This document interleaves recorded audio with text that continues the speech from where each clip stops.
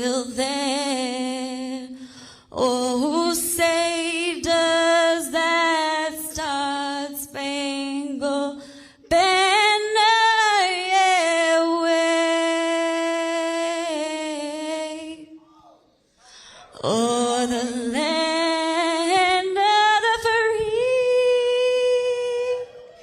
and the home of the brave?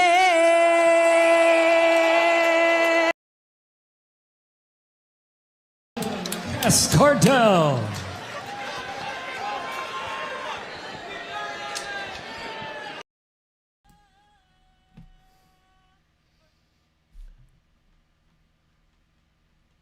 Yo, what up, Jew? Yeah, I figured I would join live for the main event. I could have done Brian Battle, but that shit ended in like 60 seconds, so whatever.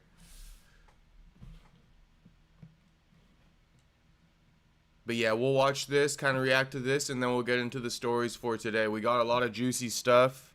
I don't know if you've been seeing, but we got Andrew Tate, new CEO, confirms his boxing debut. We talked about that a couple streams ago.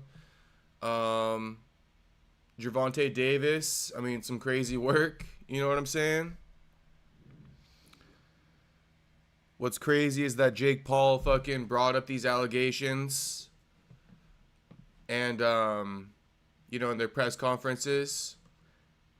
And I low-key kind of defended Tank. I'm like, yo, this is some slander. Has a lot of accusations, but they always drop the charges. Maybe it's a crazy baby mama. Maybe it's a crazy ex. But again, now from a different woman, you know? Kind of crazy. My boy Nick Coring got knocked out, LOL. Is that Nate Diaz's teammate? Or is that a different guy? He thought there was a 10-second count. Got you. What happened with the Brian Battle fight? Fill me in.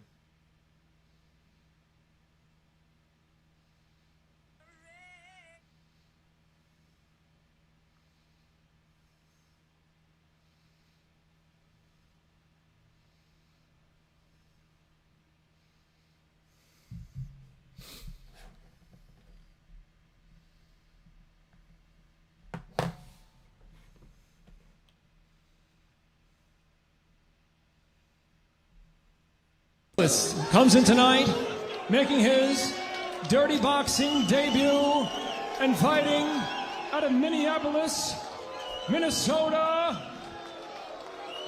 Gable. Yeah, the one that got in the brawl with Masvidal. I got you. So he thought it was a 10-second count. What is it? What's the rule here? All right, gentlemen.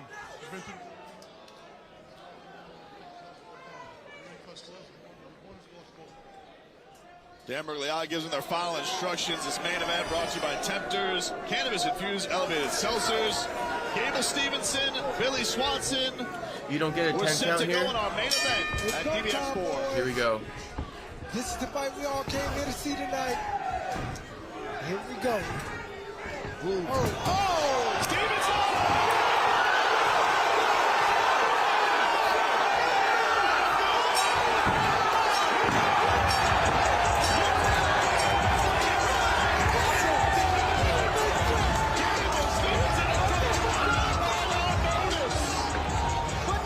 I mean, good for Gable.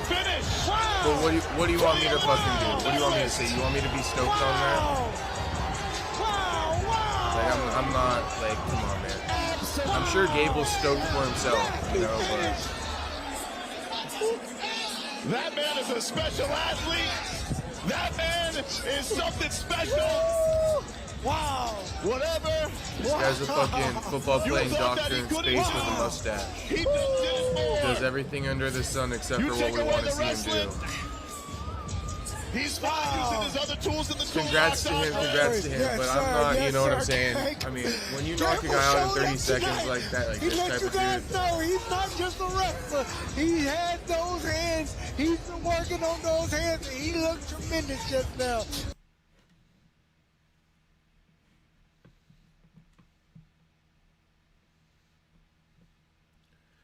Brian Battle fought Nick Coring. Battle was getting rocked out the gate and bull rushed. Then Brian landed one out of nowhere that put Nick down. There's minor ground and pound, which I don't know how they decide how much ground and pound to let happen. I see. And so, yeah, Gable got fed. I mean, what are we supposed to, you want, like, I feel like a lot of people, you know, you'll see all the, and, you know, I'm not even going to really post this, but you'll see a lot of the accounts, they're going to be like, Gable Stevenson just knocked out his guy in 10 seconds. It's like such sensationalism that goes on in the MMA world sometimes with these accounts. Go look at Homa Fight right now. Go look at Champ Rounds. They're going to act like they're stoked on it, but I mean,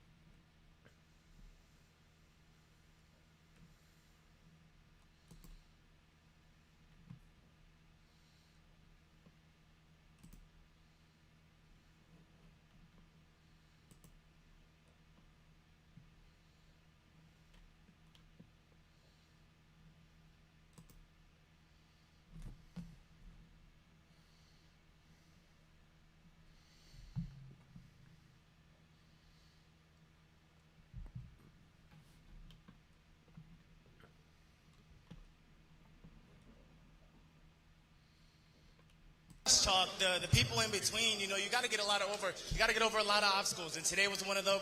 I hope I showed the world that I can throw a punch and shoot a takedown. So man, it was a nice day. Obviously, we'd love to have you in Dirty Boxing as long as we'd have you, but you are a bright star. Any ideas what is next for Gable? I think a special guest was here to come watch me, but I'm just not sure where he is. His name is Mick Maynard with UFC, and he's right there. So, Mick, I mean, you've seen a little bit. I would love to show a lot more. And, man, hopefully you believe in me, and I appreciate you. You are a the world-class entitlement, athlete. man. I believe you have Come championships on, in your man. future. Ladies and gentlemen, one more time. We've seen for this the with man, Bo Nickel. Gable Like, go, Stevenson. go do something, bro. What you calling for Mick Maynard and shit for? Like, does anyone else agree with me? Brass in the building. gets to celebrate.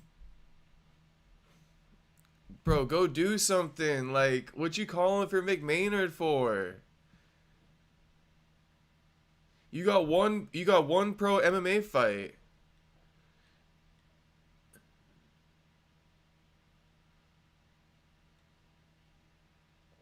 This dude too used to like his little perfect cushy world. You can kind of see it, man. Bro, this guy got no clue what's coming his way, man.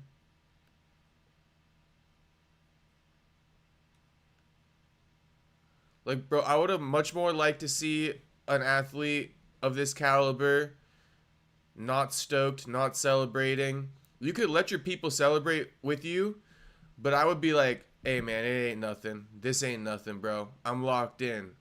I want to knock out some more fools, bro. Line them up. Here he is, like, doing little to nothing, and he's like, do I get my opportunity yet? The entitlement is crazy.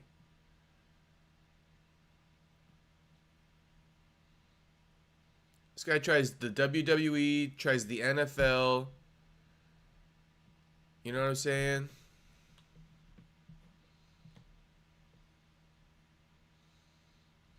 MMA, dirty boxing. Like, bro, lock in.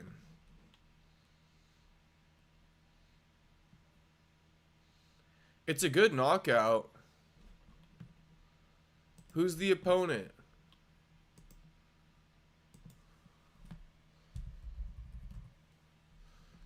Who's the opponent?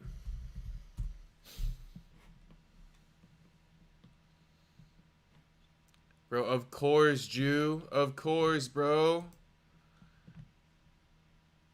Bro, we see it with Bo Nickel. I mean, like, Jude, don't I tell you this all the time, man? Is it Groundhog's Day again? Is it Groundhog's Day again, Jude? Have we been whitewashed again? When the sun rose this morning, did all previous history get whitewashed? Once again?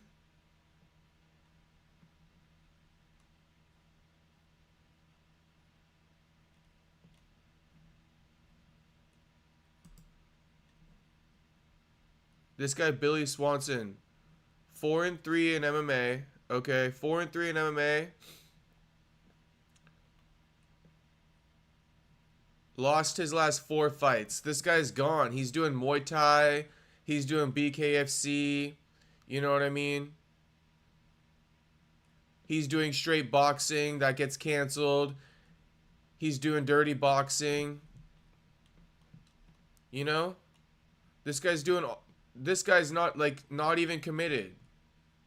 Goes from MMA, Muay Thai booked, boxing bout booked, BKFC booked, DBX booked. Like, this guy ain't even locked in on a fucking rule set. It's changing by the fight for this guy. And this guy's supposed to get Gable Stevenson in the fucking UFC. Get out of here, bro. Like, we can't keep doing this. Jews crying, laughing in the chat because it's like I said, bro. It's like people get so fixated on like what just happened that like they'll choose to ignore that, like, you know, this is just a win, like on the smallest of fucking scales for this man. I can't even explain to you how little of significance this win has for Gable Stevenson as far as developing him as a fighter goes. Like, honestly.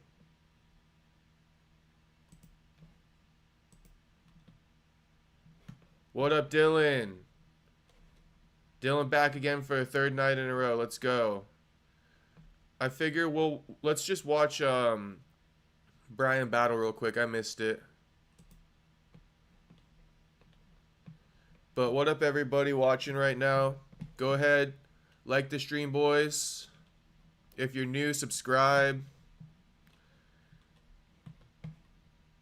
This is like the 23rd or 24th day in a row I've been live.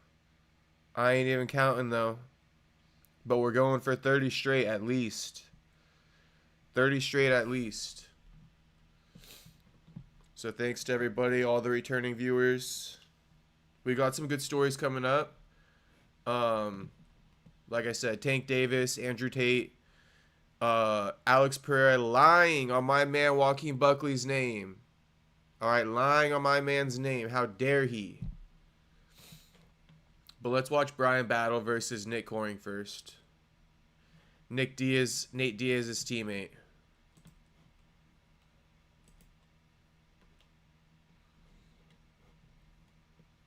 I saw that Trinaldo knockout. That was a good knockout by Trinaldo. I don't know if he finished it, but I was watching on YouTube, like, while I was setting the stream up. I saw him drop the dude at least. Alright, we could watch this. 3 rounds in the dirty boxing. But yeah, while the fight's getting cracking.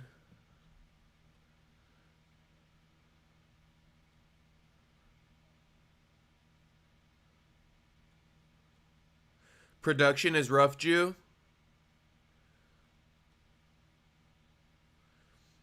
A lot of production is rough, man. Aside from the UFC. UFC's got like the gold standard when it comes to it.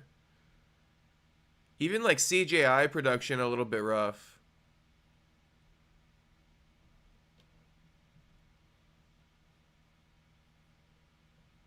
Shout out Stockton. And across the ring, his opponent fighting out of the red corner, wearing black trunks. He stands 6 feet 1 inch tall. He stepped on the scale and officially weighed 184.5 pounds. This combat sports veteran is returning to the DBX ring with a dirty boxing record of 1-0 and fighting out of Charlotte, North Carolina, Brian the Butcher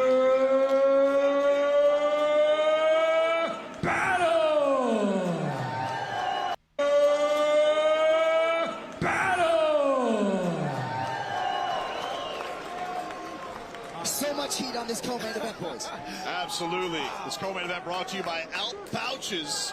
Let's get going. Dan Miragliotta gets these guys set, and round one is underway. Oh. This is coming straight up. This is coming. Kill shot coming up. When he turns it around, these guys are throwing monster shots. Spoiler, this lasts less than a minute, right? Keeping that pressure on Battle, who tries to follow up with an elbow. Oh yeah, elbows are allowed. Shots from pouring on Battle, who's trying to roll with that defense up top. When you see Battle rolling like that, it's over for his opponent. Just saying.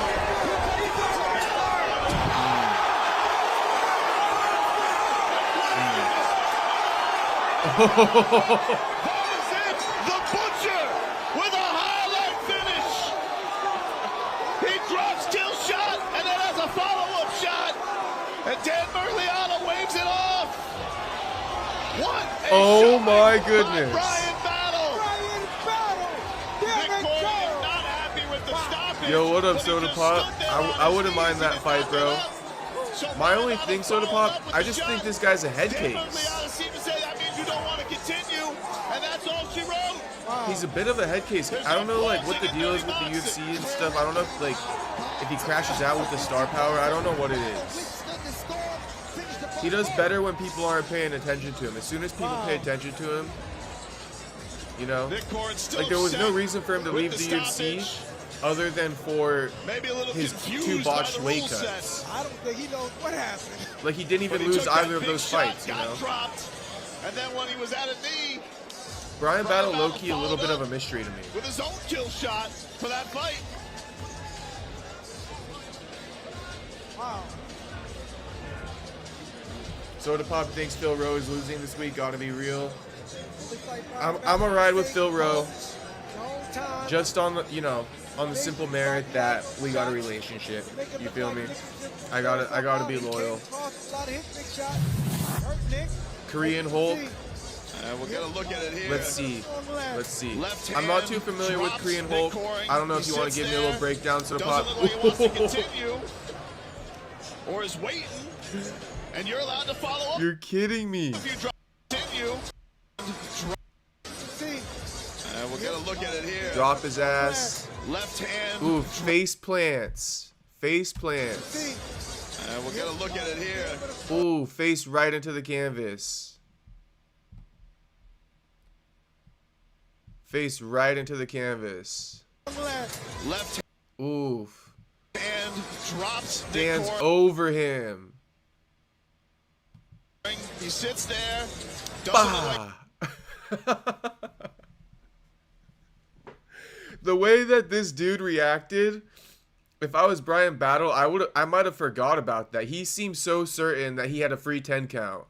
You're right, Jew. You're 100% right. He thought he had that free 10 count. He almost sold it. Gina, what up? Has the Tom Aspinall situation been resolved? Now, shit. You know, Gina, I feel a lot better after putting out that video going after Cyril Gahn. You know, because I had an epiphany today that, like, all my thumbnails have been, like, you know, Tom Aspinall and the word quit, right? And it's like, you know what? I believe that we need to have a thumbnail that says Cyril Gahn and the word cheater. You know, something like fined and suspended. So that's what I did. I put out a video today from the Wednesday podcast going after Cyril Gahn, saying he deserves to be fined and suspended for intentionally, all right, double eye poking my man Tom Aspinall. And he ain't even my man, but he's my man in this topic. So I feel better after putting that out. I actually do feel better. Like, I feel like I am the only one who has put that out against Cyril Gahn. You know what I'm saying? Like, enough talking about Tom Aspinall. Let's talk about Cyril Gahn and his actions. We can get into it later on. I'll just say a little bit right now, though. But it's like, dude, Cyril Gahn, I just watched something today. He eye poked, okay, I think Spivak, Volkov, at least punched Spivak in the back of the head. Then he's punching Tai Tuivasa in the back of the head. I think he nutshots John Jones. If I'm not mistaken, he eye poked John Jones too, but he's just committing all these fouls. Then you get the Tom Aspinall situation. Like, how many with this guy? So I'm on the narrative, like, we should keep Tom's name out of our mouth until we completely, you know what I mean, go after Cyril Gane a little bit. We've been talking about Tom Aspinall enough. Cyril Gane deserves to get some pushback now. So I'm trying to even it out. I feel better. Thank you for the question, Gina. He wasn't recovering, though. Nah, that 10-second count wouldn't have mattered, bro. He went down on his face. When you go down on your face like that, it's over with. It's over with. But yeah, I mean, shout out to Brian Battle, I guess. Like I said, like Soda Pop said, completely UFC caliber. I mean, top 15 caliber right now, right? Only thing wrong with him is him. He's his own worst enemy, this guy, Brian Battle. Now, Brian Battle versus Joaquin Buckley, I don't think he wants to see that. Pooh Bear. Real fans will never forget. It's Pooh Bear. It ain't the Butcher. Even though he cut that good line in Paris, it ain't the Butcher. It's Pooh Bear. So yeah, boys, we got a lot of good topics today. We got Andrew Tate as the new CEO of Misfits confirming that he's fighting Chase D'Amour. We got Tank Davis. Now, this is one I really just wanted to kind of just chop it up about because, you know, I got some thoughts. You know, there's a lot to this, and I'll just kind of give it to you on a surface level before we break it down. But what I'm talking about when I say there's a lot to this, you know, abusing women, you know, it's a lot for me. Abusing women's a lot for me personally. And again, innocent until proven guilty. Right? But this guy's constantly doing it. Like, constantly getting accused of it. I was backing him up last month, and now there's this. So it's like, I don't know, bro. If you're actually doing this shit, this is kind of fucked up. But on top of that, she's a stripper. She's a stripper. She's, like, cheating on him and shit like that. Like, I don't know. Tank is, like, wildin'. Like, and this is his girlfriend. Like, why are you dating a stripper who you think is cheating on you, and then you're accusing, or you're claiming you're gonna, like, kill her and shit like that? Now, again, another thing is, like, he got this big fight coming up, a lot of millions of dollars on the line, right? And she's gonna sue him 2 weeks before the fight. I don't know. Like, is it another money grab? Honestly, I don't know. She says she got dragged into a back room with no cameras. If we're playing devil's advocate, that's convenient, right? So, I don't belong to either side, but I would like to know the truth. Wild, do better, Tank. It's like, how do you keep finding yourself in this, Tank? Is it really these bad women? But you're dating strippers, bro. What do you expect? These chicks are selling their shit for a living, you know what I mean? Like, it's not like they're just rolling around. I mean, they're rolling around in money on that job, but they'd much rather get an easy lick off you, bro. They don't want to keep being around these old, dusty-ass men. So he got to stop fucking around with strippers, bro. That's, like, number one. Why do these guys like strippers, though? It's like, I don't even know if it's cultural, like, in the black community, or if it's cultural within, like, the boxing community. But you got, like, Devin Haney, Floyd Mayweather, Tank Davis. Like, a lot of these boxers, like, they be staying in the strip club, and not only that, they be dating the strippers.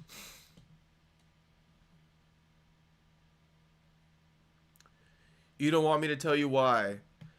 You know, sometimes I think that I've heard this from Guru, but I can almost like agree with him, and I don't even know how to explain it. Someone help me out. But it's like, beating women is low-key a little bit like zesty. It's a little bit zesty, and allow me to give you boys a point, right? Because now we're getting to a point where you got to be tapped in on the lore here. You got to be tapped in on the lore here, but I'm going to explain it a little bit. But bear with me because this is fucking hilarious, all right? This ties in to beating women and being a little bit zesty, in my opinion. Now, you guys know, right? The ones in the chat right now, I know you guys know. Gina, I'm not sure if you heard this story, but Gina, I got a neighbor over here. He lives right here. He beats his girl. All right, Gina? He beats his girl. He abuses her. I was speaking about that, right? I'm like, this dude's a doucher. Like, doesn't even say what up to me. Like, fuck him anyway, right? Now, get this. Get this. I kind of noticed what car he got because we're both pulling out of the neighborhood the other day, all right? And guess what? I walked by his car today on my way out just to, you know, run some errands or whatever. And this man got not one, but two Labubu's hanging from his fucking rearview mirror. This guy's got two fucking Labubu's hanging from his rearview mirror. All right. Now, I just told you he abuses his fucking girl. All right. This dude abuses his girl. And we just said abusing chicks is low key fucking zesty. All right. Now, it just turns out today, I don't come on here, right, thinking I'm going to tie this all in. But I'm just telling you, today I looked at his car and I'm like, yo, this motherfucker got two fucking Labubu's hanging from his shit. I don't give a fuck. You can't even claim that's your girl's shit. That's your fucking car, bro. Soda Pop goes, oh, hell nah. Hell fucking nah, bro. You got two Labubu's hanging from your shit? Get the fuck out of my face with that. And you're going to act like a tough guy walking by me? You got two Labubu's, bro. You got two fucking Labubu's, all right? This guy's got two fucking Labubu's. So, hey, that's my connection right here. You know, you be beating women, especially you got two Labubu's hanging from your rearview mirror. Shit, bro. Shit. You know, I got something on my mind. I want to find the right words before I let it out. But it's like, that ass been took, bro. That ass probably been took. With that type of energy you're putting out, bro, that ass been took. My 4-year-old niece likes Labubu's. Jew goes, neighbor Laura's hilarious. Dude, the neighbor Laura's amazing. For the record, my downstairs neighbor just moved out today. Her house is empty. She was a nice lady. She moved out so quietly, though. I took a nap earlier today. I didn't hear a peep. And then I went downstairs and all her shit was gone. I'm like, how the fuck did you move out so fast?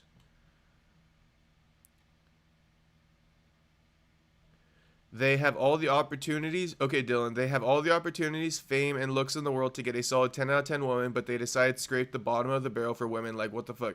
Dylan, I know, bro. And then they're going to be like, oh, these bitches want me for my money. It's like, well, of course, you're in a strip club, bro. Like, why don't you just go to, like if I'm speaking here, there's, like, the Irvine Spectrum, right? It's like a big-ass outdoor nice mall over here in, like, a wealthy area, right? Just go to the Irvine Spectrum and go pick up some chicks. Like, you can't do that? Is it because you're famous and shit? Like, you got an entourage? I guess that might be what it is. Too many people always filming them, recording them. They don't want to be seen, like, walking up to women and stuff. I don't know. I honestly don't know. Maybe he trying to use the Labubus to pull some Asian baddies. I've seen that tactic before. Yeah, Soda Pop. I hear those are called performative men. Them boys are called performative men, Soda Pop. They be trying to relate to the women. Those are the ones who get friend zoned, though. Those ones who get friend zoned, they be going to lunch with them for fucking months on end. Never get nothing.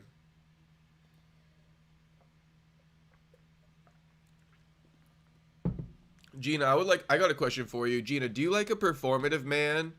Or do you like a man, you know, who I guess you could say, like, a performative man is somebody who tries to be what he thinks you would like? Or do you just like kind of like a man's man? Gina, if you're in the chat, we would like to know. Do women like performative males, Gina? Which is like a male who acts like what he perceives a woman to want in a man? Or do you think women like just a man's man?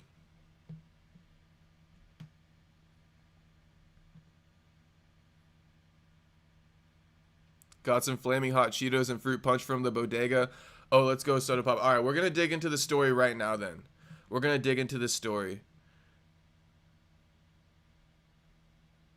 Those kind of men never impose their will onto women, which is their problem. Yeah, Dylan.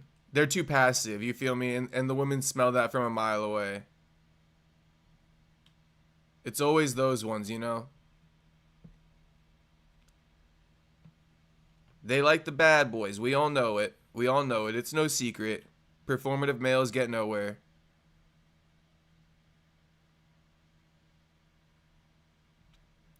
An emotionally mature man's man. Okay, Gina. There we go, Gina. Hey, Gina's spitting some game right now. So if you come off emotionally mature, all right, that's a dub in the ladies' eyes. Off topic, but I need a girl like Virna Jandy. She can keep one eye on me and one eye on the coming danger while we walk down the street.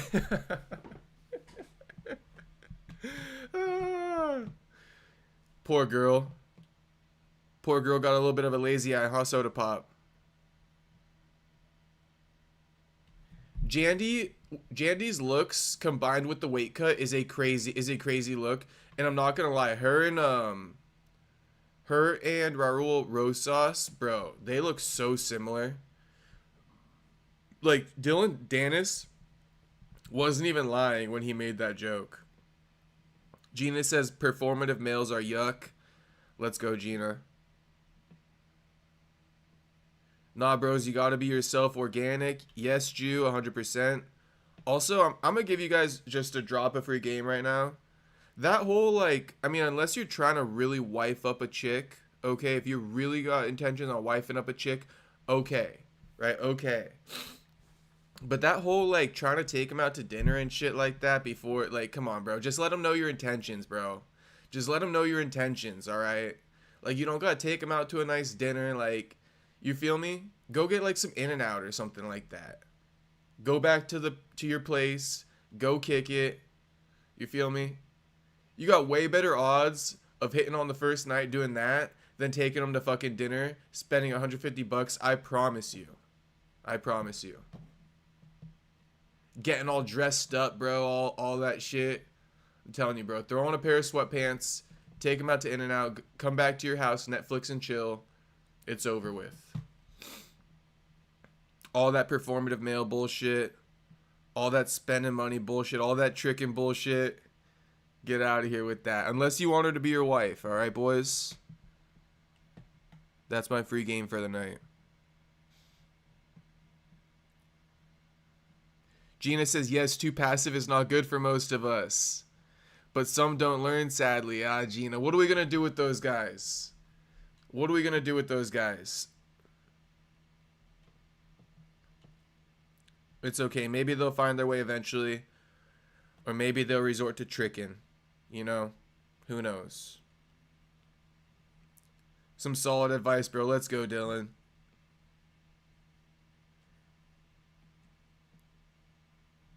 Dude, Virna and Raul Rosas, maybe them two combined would, like, somehow counteract. You know what I'm feeling? You know what I'm saying? Like, watch them have a baby and it'd be, like, the most beautiful baby you've ever seen in your life.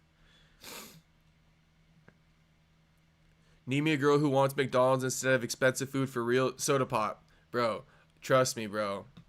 The ones who want that expensive food on the first date, like, bro, you better be trying to wife her. Like, you better be feeling some type of way about her, bro, off that first meeting to do that. You could take her on a nice date after a couple In-N-Out dates, you know, if you're feeling her. But I'm talking that first one, trying to fucking do all that flexing. You're shooting yourself in the foot.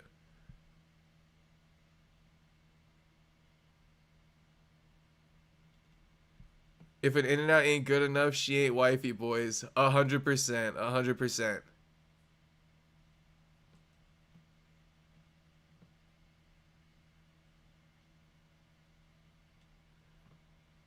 Gina says, we wonder if you like us, so we make you prove it. Ah, I see, Gina. That's why. But if you're clear about the intentions off the back, right, then the girl's also not gonna be like, does he like me? Does he not? She's gonna be like, oh yeah, he just wants to have fun with me. So that's what I'm saying, boys.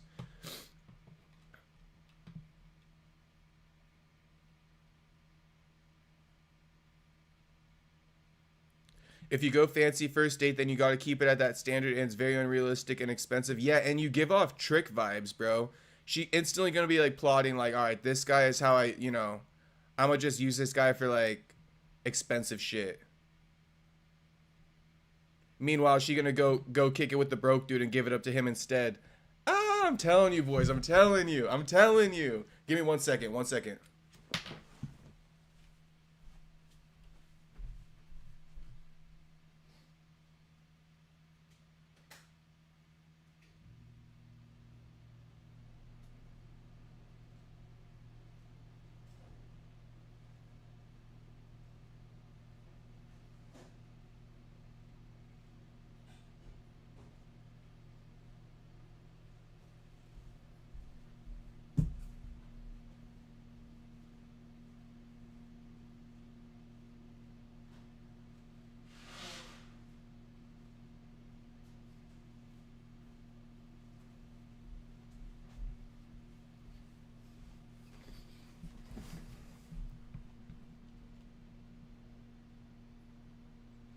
Gina says, if that's what you want, fine, as long as you don't lie about being married or whatever. There we go, Gina. There we go. I feel bad for Castro. Imagine having to tell a girl that you cover MMA news daily as a living.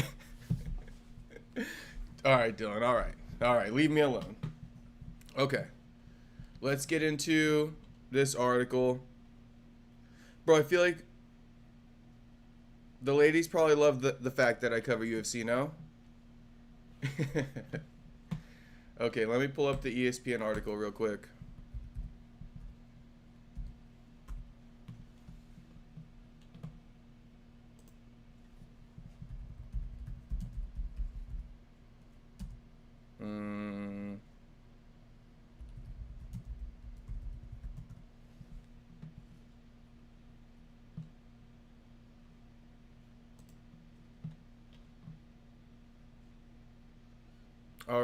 All right. Shout out to everyone watching. Shout out to everybody in the chat. Like the stream. Subscribe. You know the deal. But, yeah, we're going to get into this Tank Davis story. Yeah, Soda Pop, we're going to talk about it. We are definitely going to talk about Pereira lying on my man's name. How fucking dare he?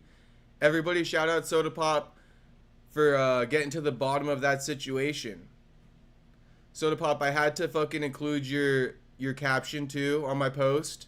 I just didn't feel right, you know what I mean? You did the work, you did the groundwork. I don't give a fuck how controversial it was. I had to cite my source. And Joaquin loved it. The guy DMs me first thing in the morning. He fucking loved it. Okay. We'll do that. We'll actually talk about the Joaquin story since I'm teasing it. We'll talk about that right after this one. All right. Have I seen Dakota Ditch of a fight? Gina, I've seen her fight. You know, I just wish I could see her against better competition. You know? For me, like, it's the same thing that I just said with, what's his name? Gable. You know?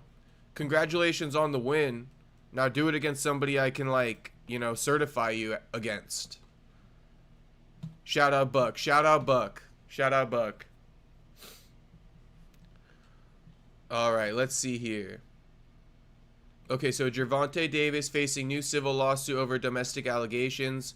Gervonta Tank Davis has once again found himself in legal trouble just 2 weeks before his exhibition fight with Jake Paul on November 14th. So again, right here, I'm just going to point it out as we go along. This right here could be seen as a money grab, right? She's filing a civil lawsuit against him 2 weeks before the Jake Paul fight. So we're going to start there. Okay. Now there's another angle to this, which is like Tank Davis is a fucking dumbass, right? If he actually abused this chick 2 weeks before the Jake Paul fight. Like, go train, bro. And I know he is training still and can still manage to find time in the day to abuse this chick, but it's like, be at home recovering. Like, what you fucking with the stripper for with this Jake Paul fight? Like, that's the problem. Like, you know, you're fucking with this chick. She's obviously got you emotionally attached, and then like, but she's a stripper, bro. So it's like, It's a ticking time bomb. You're obviously going to get jealous eventually. And so, I don't know. What I'm trying to say is that maybe you shouldn't fuck with a stripper when you're trying to train for a fight. Because emotionally, she going to fuck you over, bro. And you're going to be laying at home, sorry and sad, thinking she's cheating on you. And end up driving to the club and beating her ass or something. If you're a Tank Davis, I mean, the fact that you took it that far is too much for me, you know, if you did. But moving forward, a new civil lawsuit filed in Miami-Dade County has put the WBA lightweight champion in hot water over another alleged domestic incident. According to the lawsuit acquired by ESPN, Davis is accused by ex-girlfriend Courtney Rosal of battery, aggravated assault, false imprisonment, kidnapping, and intentional infliction of emotional distress. That's a lot. That's a lot of stuff. The lawsuit comes 2 months after Davis's previous domestic violence case was dropped by a different ex-girlfriend and the mother of 2 of the boxer's 3 children. So again, you know, once this one got dropped, it was kind of like, you know, bad baby mama, right? She's trying to take him down and all that kind of stuff. Now he finds himself in this mess again, bro. Again. And he's had other previous cases with this baby mama right here that have also been dropped in the past.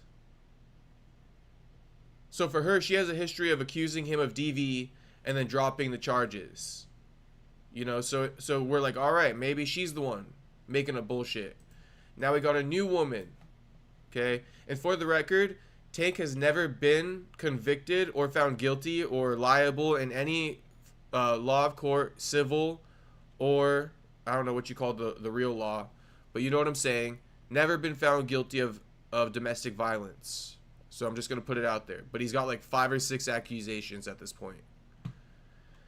ESPN also confirmed with one of the woman's attorneys, Jeffrey Chukwuma, that a report was filed on Tuesday with the Miami Gardens Police Department. Messages left with the department were not immediately returned to ESPN. According to the complaint, Davis allegedly stormed into Tootsie's, the Miami Gentlemen's Club, where Russell worked as a VIP cocktail server, aka a stripper. Come on, bro. VIP cocktail server? In the early hours of Monday, attacked her in a back room of the club that did not have cameras. She says Davis dragged her through a stairwell, kitchen, and the back exit before physically assaulting her in the parking garage. Russell said she was in a 5-month relationship with Davis prior to the incident and cited multiple instances of domestic violence, abuse, and threats made by the fighter concerning her safety and well-being. Russell said in the lawsuit that there were at least 4 previous incidents in which Davis physically assaulted and choked her. That's a quote-unquote, physically assaulted and choked. On two occasions, she says Davis threatened to kill her. The first of the incidents took place September 2nd when Davis allegedly threatened to kill Russell for not responding to his calls and text messages.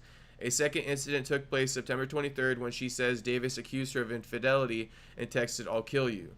Later that day, Davis allegedly physically assaulted Russell, choking her in public at Playa Miami, a restaurant in the Lincoln Road shopping district.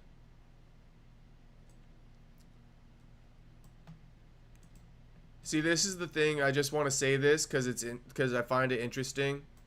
I think most dudes, right, out there know that, like, if a girl's not responding to you, like, blowing her ass up ain't gonna that shit ain't gonna do it any better, right?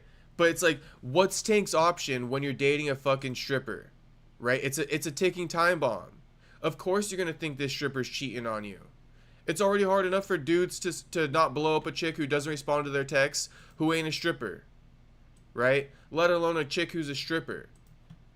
So it's like, yeah, he's blowing her up. He can't handle her not responding because she's a stripper, bro. And here it is, accusing her of infidelity and all that stuff. Like, bro.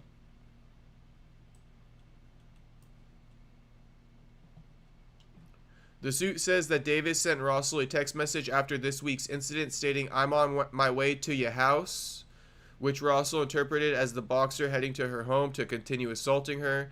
The lawsuit states that Russell is currently suffering from PTSD anxiety, and extreme fear, while saying that she is living with others because she no longer feels safe alone and is actively seeking therapeutic treatment to address the severe emotional and physical harm caused by Davis. The attorneys are demanding compensatory and punitive damages along with a request for jury trial. Davis has had numerous run-ins with law over the years, including charges related to domestic violence and fleeing the scene of a car accident. Several of his cases have been dropped, but he was sentenced to 90-day house arrest and 3 years of probation for a 2023 hit-and-run case in Baltimore. ESPN reached out to Tank's team, but nobody responded. He got a fight on November 12th in Miami. So this is the situation with Tank. You know, this is sad. We can't lie, right? This is sad. If it's true, if he's really putting this chick through stuff, this is sad. Suffering from PTSD, anxiety, extreme fear. You know, and obviously telling a girl you're going to kill her, right? And the text bombing and all this stuff, it all ties in. I'm coming to your house. There's no privacy. You know, this dude's like your worst fucking nightmare. And I'm not saying it's true, but I'm saying, like, if this stuff that she's saying is true, bro, male or female, nobody wants to date somebody like that.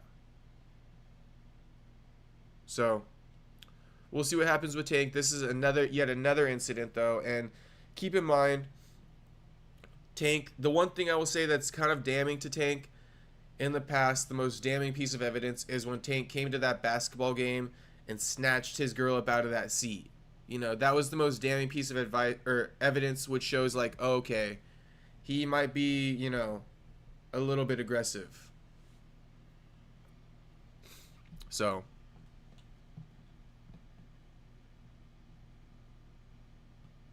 hitting his girl is his form of training. It's his definition of a hitting bag. Or, oh my god, it's his version of a heavy bag. I guess so, if it's true. It's very hard to speak about these things because they're all allegations for now. And for me, you know what I'm saying? I'm here on camera. I can't be caught slipping.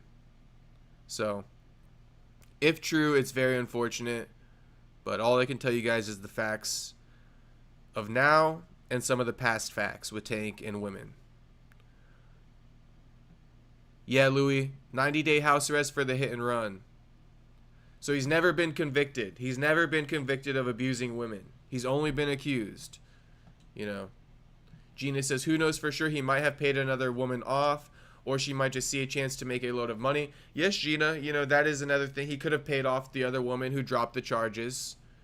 Right? But that doesn't help anything. If you're going to take money, then you're basically saying, I'll take money and clear your name, even though what you did, you know, isn't right still. So, I mean, proof is important. Hopefully she, at the very least, put in a police report after the incident. I think she did. I think that's what it said on here.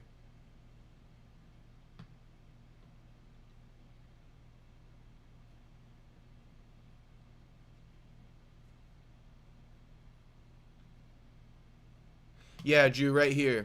Right here, Jew. It says ESPN also confirmed with one of the women's attorneys a report was filed on Tuesday with the Miami Gardens Police Department. So he assaulted her on Monday allegedly, and she filed a report on Tuesday. So there is settled out of court and signed an NDA. And it's like, yeah, if you settle out of court and sign an NDA, I mean, you took the money. You know, if you're never going to admit and clear and prove that he did it and you took the money, then all right, I guess we got to say Tank's a good guy. You know, it's one of those things. It's tough. This shit's tough. But yeah, she did file a police report. I guess one of the only other things I can really kind of point out that I noticed is she said that there is a, you know, he beat her ass in a back room without a camera, right? But he also dragged her through a stairwell, a kitchen, a back exit, then took her in a parking garage where he, before physically assaulting her in the parking garage. So are you going to tell me that there's, like, not saying there's not any, but it's like, there's not going to be any cameras in the parking garage? How about in the kitchen? How about at an exit? Come on, bro. Cameras are always at the entrances and exits, right? A stairwell? Come on now. It's a commonplace for a camera. Oh.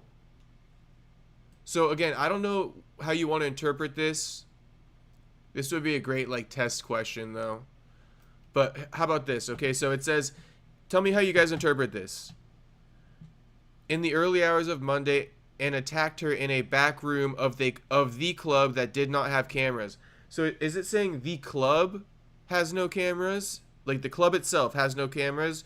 Or are they saying the back room of the club has no cameras? Because it doesn't say back room of the club. Help me out here. Help me out here. Are they saying the club has no cameras? Or are they saying the back room has no cameras? Read this sentence. Back room of the club that did not have cameras.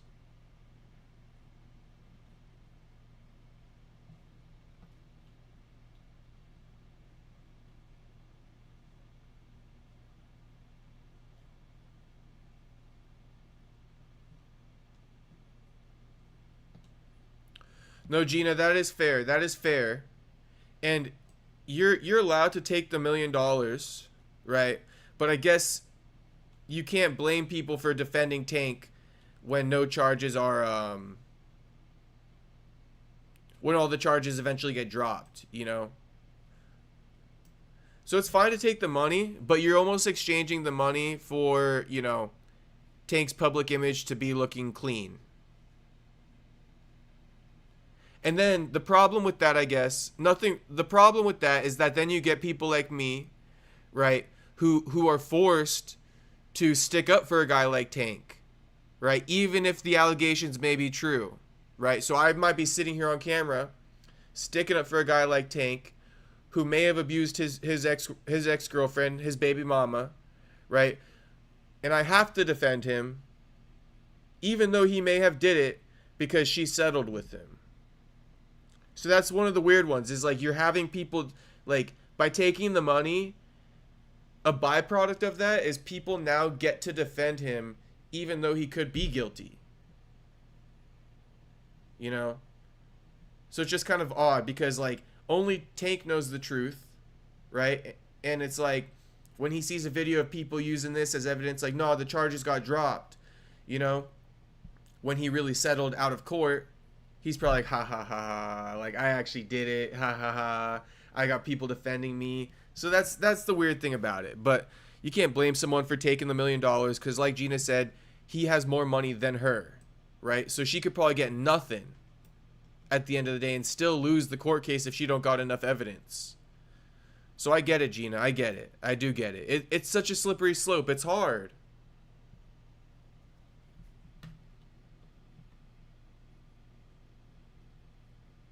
Yeah, Jew, and Jew goes, that's a good point, especially when you got bills and a future to think about. And like I said, he's offering you $1 million, right? The other option is to go battle him in court dollar for dollar, right? Meaning, like, you got to put up as much money in lawyer fees as him. And if you can't do that, then you're going to lose out anyway and not get any money. So a lot of women, just to put this out there and almost conclude it, a lot of women, right, receive no justice in these situations anyway when they try to do it by the book the right way, try to seek real justice and say, fuck the money, fuck, you know, settling out of court. I want him to be guilty. I want it to be on his record, right? I want people to know this. A lot of women don't ever get that, and they lose that court battle. So that's all I can really say.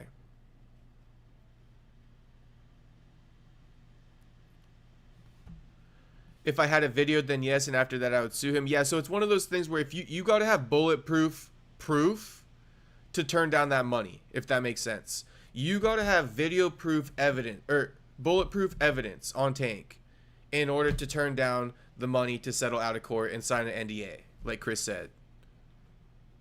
Back room, I would assume. Okay, Jew. And not having any cameras in a nightclub just sounds like some shady ass business practice, does it not? Like, come on, you're gonna have no cameras in a nightclub? What kind of illegal activities are you guys doing in there on a nightly basis? You already know a wealthy person is going to have a way better attorney and resources than you, so it can be pointless to go to court? Yeah, definitely. Probably back room because every club needs cameras. Okay, Soda Pop, I feel you. Alright. We came to a conclusion. No cameras would be a selling point for places like this. Yeah, definitely. Let's go here. They don't got cameras there, right? When you're chopping up with the boys trying to find out what nightclub you're going to go to.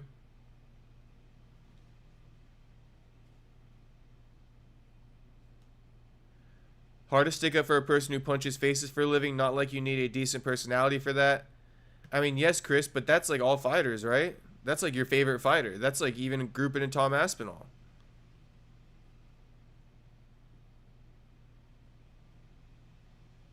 AJD says, or what's point scam? So get a law office.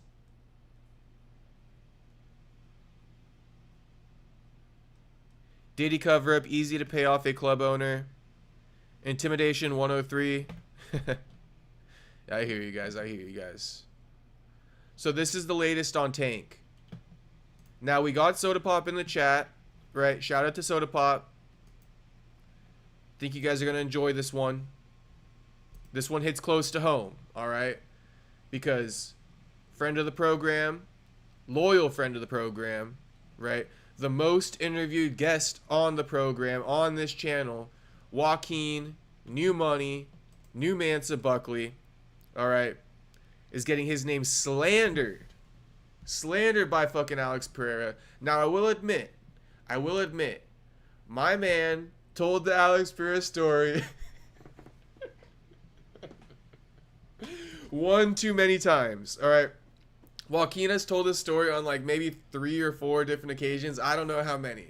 But he's already told it on this channel. Like last year he told me this shit. And it went somewhat viral. Like a lot of the like websites were reposting it. A lot of the Instagrams were clipping it up.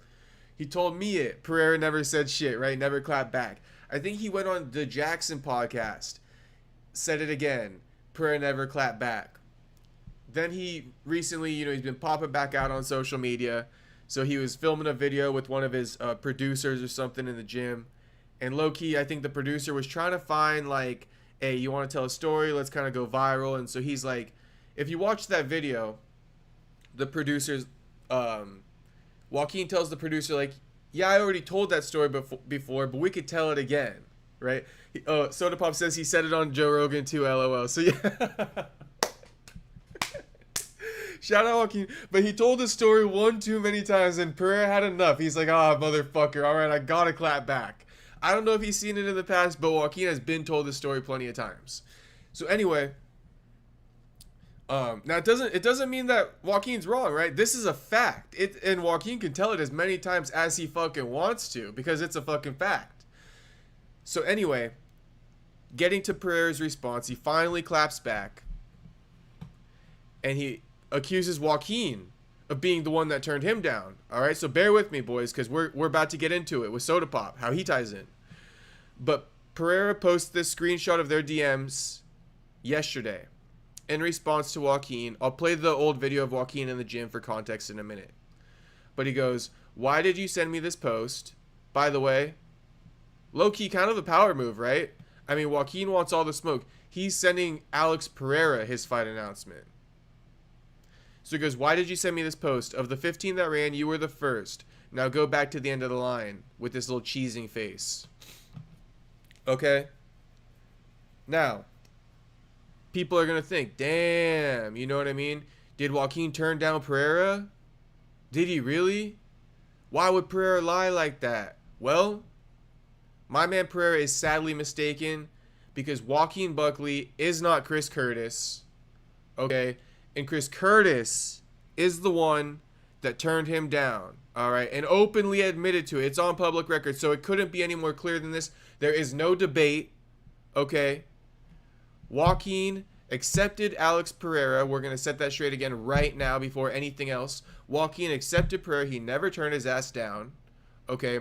Pereira did, in fact, turn down Joaquin. Okay. Because he's too big for the division. And he can't make weight on short notice. It all makes perfect sense. It all aligns. It all aligns. Okay. If you guys don't know, Joaquin's opponent fell out. He wanted to stay on the card at the time when Pereira turned him down. He wanted to stay on the card. UFC called Pereira as an option. They offered it to Joaquin. Joaquin said yes. Joaquin's manager comes back to him and says, hey, Pereira turned it down. It's too short of notice. All that makes sense. All that shit checks off, okay? Just telling you guys. Joaquin kept it a buck. He always kept it a buck. He doesn't lie. And so, yeah, Soda Pop exposed it. Chris Curtis admitted it in an MMA Junkie interview back in the day. And he says, they offered me that fight. I was like, fuck no. Okay, Chris Curtis on turning down a fight versus Alex Pereira. Clear as day. Soda Pop with the satire comedy over here. He trolling, so just relax. It ain't serious. We all know Pereira's black, okay? Before I read this, we all know Pereira's a brother. We all know he's black, okay?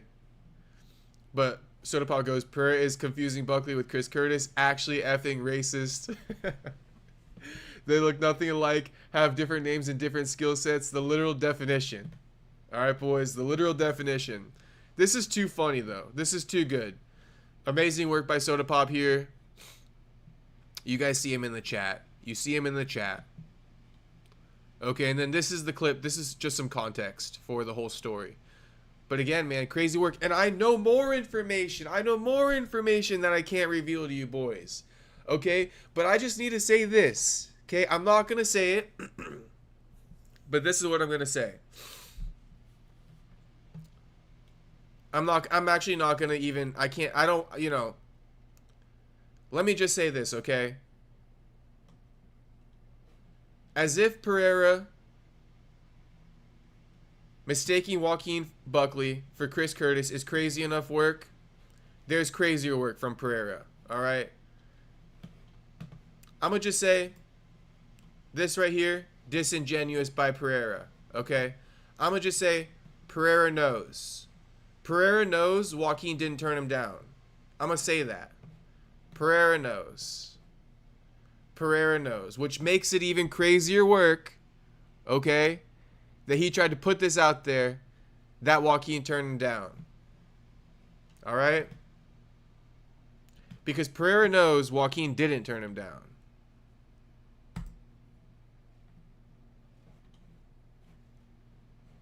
All right.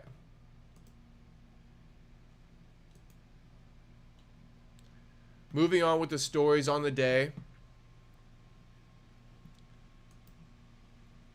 This one's great. So we already talked about it a few days ago. Andrew Tate boxing debut was booked, right? It got announced here. Let me see it.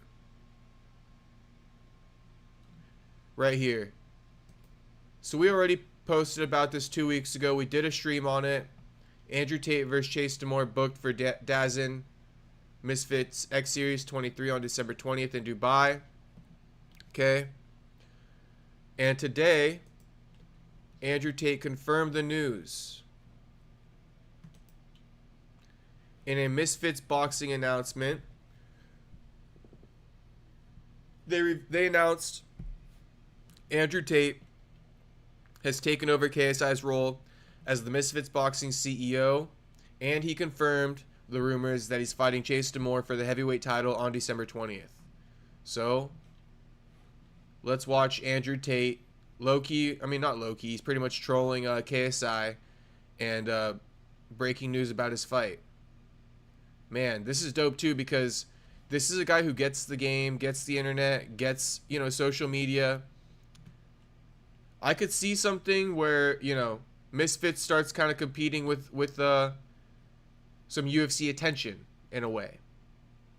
I'm not going to say numbers-wise, I'm not going to say financials-wise, but I'm going to say attention-wise. I could see, maybe... Well, I'm excited to see if Andrew Tate can capture the masses with his promotional skills as Misfits Boxing CEO. His first move as a CEO is to step in the ring on his own. Boxing debut against the heavyweight champ. I mean, that's dope. That's how you sell shit. So here's the announcement. New CEO. I wouldn't say it was a hostile takeover, but it was certainly planned. And Mams and I are going to be working together to finally put Misfits where it belongs on the world stage. The largest disruptive force in sports entertainment history. So considering that somebody who failed at their obligations to make this organization as big as it should have been has been ousted, and I'm the new CEO, I guess it's my job to make the most entertaining fights. Who's the person who everybody wants to see fight? Who's the guy I can sign that everybody will tune in to watch fight? It's me. Isn't that convenient? Quite easy. I heard he's a great guy, easy to work with. So for that reason, I myself am going to be fighting as CEO on the next Misfits show, December 20th, here in Dubai. And if I'm going to fight, I mean, it's been a while. If I'm going to train and get in there, I may as well do it for a belt. And if it's going to be for a... Say hello to your new CEO. If it's going to be for a belt, it may as well be for the biggest one. So I, as CEO, order a mandatory title defense for the heavyweight Misfits belt between myself, Andrew, the top G, King Cobra Tate, against Chase Demore. You don't have a chance and you don't have a choice, Chase. You have to do it. It is mandatory. So I strongly recommend you train. You may be younger than I am. You may be more active. You may be bigger. But everybody has a plan until they're punched in the face. December 20th, Misfits, our largest show ever produced here in Dubai, and I will be headlining myself. It's going to be for a... If you guys have seen Chase Demore fight, I don't care if he's bigger, I don't care if he's younger than Andrew, there's no way Andrew can lose this shit, bro.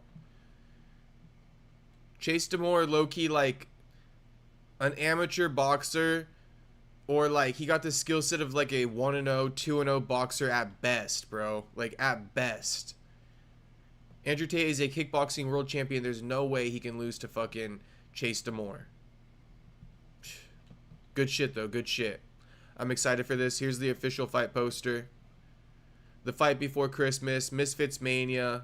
Tate vs. Demore. Heavyweight title. December 20th in Dubai. You know we're going to be live streaming this. We're going to be watching. So mark your calendars. December 20th. Tap in and watch this one with me. This should be some good shit. I fuck with it. I fuck with it. There's also an interview he did, I think. I think we can just, like, find the clips or something. No need to watch the whole thing.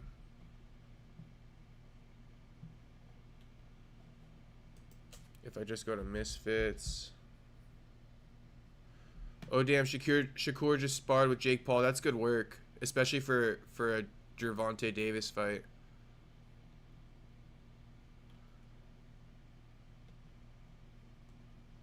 Yes. Oh, well, you're the CEO, Andrew. You tell me. Would you want to make that happen? Let's run it. I'm the CEO, maybe. Yeah, let's do it. Let's find the right opponents. After December 20th, that's my number one focus. When that's done, I'm... Misfits Boxing does tag team boxing. Does it really? Yeah. Oh, tag team boxing could be a thing in Misfits.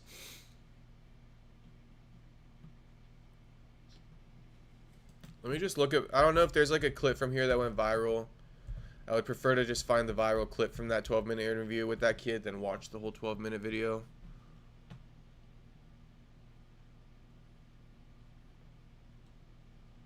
Yeah, here's that kid interviewing. So let's see what Happy Punch clipped up real quick. Oh wait, I think Home of Fight actually clipped something up too.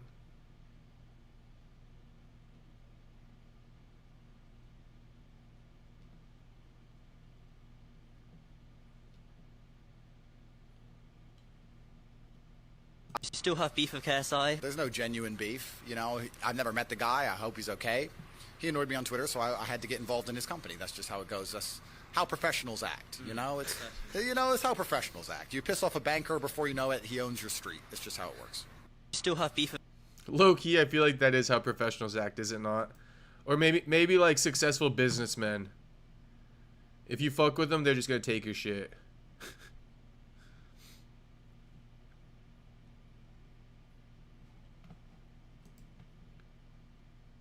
Is that all that was clipped off here too? KSI tweeted something that annoyed... Why choose Misfits Boxing? Well, KSI tweeted something that annoyed me about 3 years ago. So, long story short, I took his company from him. And considering that I'm the largest name on the planet, if I'm going to fight on an organization, why not fight on an organization I own a percentage of? It makes a lot of business sense. You know, I've never met the guy. I hope he's okay. He annoyed me on Twitter, so I had to get involved in his company. That's just how it goes. That's how professionals act. You know, it's how professionals act. You piss off a banker, before you know it, he owns your street. That's just how it works. So, please tell me you guys got Andrew Tate in the chat. Please tell me. Shout out to everybody watching. Like and subscribe, if you haven't already. What I will say real quick, give me 1 second to... Oh no, let me just read some of the chats. Going back to the Buckley topic, Dylan goes, I asked in the comments of the Buckley video if the 8 Mile looking footage of him calling his manager about the fight was real, and he said it's featured in an old fight camp vlog in his channel. Okay. Yeah. That shit's real, Dylan. But shout out Buck, he responded to you. Sounds like he did. Or maybe his editor did, I don't know. Drew goes, LOL, I should have figured that was this Soda Pop's tweet that went viral. Soda Pop, how much views did you get on that shit? That was too good. I don't know if I think you know this, Soda Pop, but so more lore about the channel, right? Soda Pop been a big Joaquin Buckley supporter for a long time, right? Since like, I don't know, end of like 2023 or something like that. At least 2023. But so Soda Pop, you know, big Joaquin supporter. Then you got me, big Joaquin supporter. Then you got me and Soda Pop. You know, that's how we low-key found each other, bro. And then, right, it's like a tag team duo. So I've been seeing people thinking, like, people have accused me of being Soda Pop. That's what I'm getting to. People have literally accused me of being Soda Pop. I don't know if it's because Soda Pop clipped off a couple of my earlier interviews with him or what, but I'm not Soda Pop. We are two different people.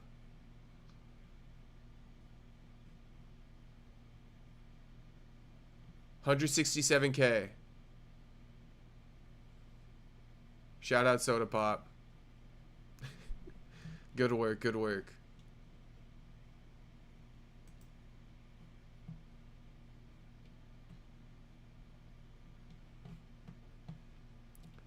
And then let me see here. Gervonta Davis is 5'5", I believe, for LOL, short man syndrome. Yeah, nothing against the short kings out there, right? But that there is something with that. Not saying all short kings have that issue, but some short kings have that issue. Buckley has been open about the fights he's turned down, and the comment about it saying first 15 means he met someone in the rankings couldn't have been Buck. Yeah, because he wasn't ranked at 85, right, Soda Pop? And yeah, he has been open about the fights he turned down.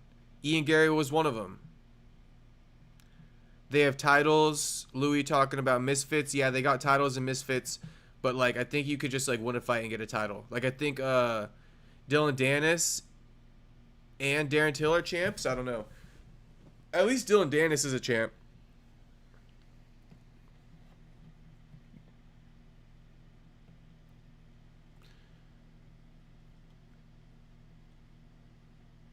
This Andrew Tate fight will be hella scripted. Damn, Dylan. I hope not, dude. I hope it's just a real fight. He always sounds like a pro wrestling character. Yeah, Louis. But it's good, right? Because I think Jew was saying earlier, production in the Dirty Boxing was a little bit off. And sometimes it's because, like, the personalities and the announcers, they don't got that charisma. And you know what I'm saying? Like, they don't know how to take control of a room on the mic. And so, love or hate Andrew Tate, he knows how to captivate an audience. Gina says, good point, he does. Chase D'Amore is the heavyweight champion. Yeah, dude. Yeah, but it doesn't mean much. But yeah, he's the heavyweight champion. How come Andrew Tate is the only human with that accent? They call it the American British accent. Growing up in America and England, I guess. He flows punches. Gotta be talking about Chase D'Amore, huh, Louis? Gotta be. Jew says, Andrew Tate's a good promoter. KSI was never that guy. You know, I don't know. Like, I know KSI, KSI had a couple of viral moments with Dylan Dennis and shit with the coffee or, I don't know, you know, throwing something in his face. But yeah, KSI maybe could have been a better promoter. Let's see what Andrew Tate does. Like I said, if Andrew Tate starts competing more with the UFC for attention and views, okay. And I think Misfits was already doing that with KSI, if I'm just being real. But I think KSI could have done more. Buckley's comment had grammatical errors, so it's definitely... Soda Pop, spinning back fist stole the Chris Curtis image I posted. See, Soda Pop, that could never be me, bro. I couldn't do that to you. Although, Soda Pop, I saw your man Justin Hare on UFC getting at somebody for stealing his graphic. And I did have to take his graphic, and I didn't credit Justin Hare on, but where is it? Oh, this one. I did have to take this graphic. This is too fucking funny. I don't know what the hell you guys just like in a studio like cooking up these funny ass fucking Did Justin Hare create this, Soda Pop, or did I get that twisted? Damn, you're wet as fuck tonight. Turns the lights on. It's too fucking good, bro. This is too good. I'm gonna just leave this on here while I'm reading off the rest of these comments. First ranked fighter he fought at 85 was Strickland. Yes, that's true, right? Strickland was like 4 at the time. Nobody wanted to fight Pereira, bro. They had to skyrocket him to number 4. I wouldn't want to fight Pereira either, though. That is his success story. Bruh, LOL. You like that, Chris? You like that, Chris?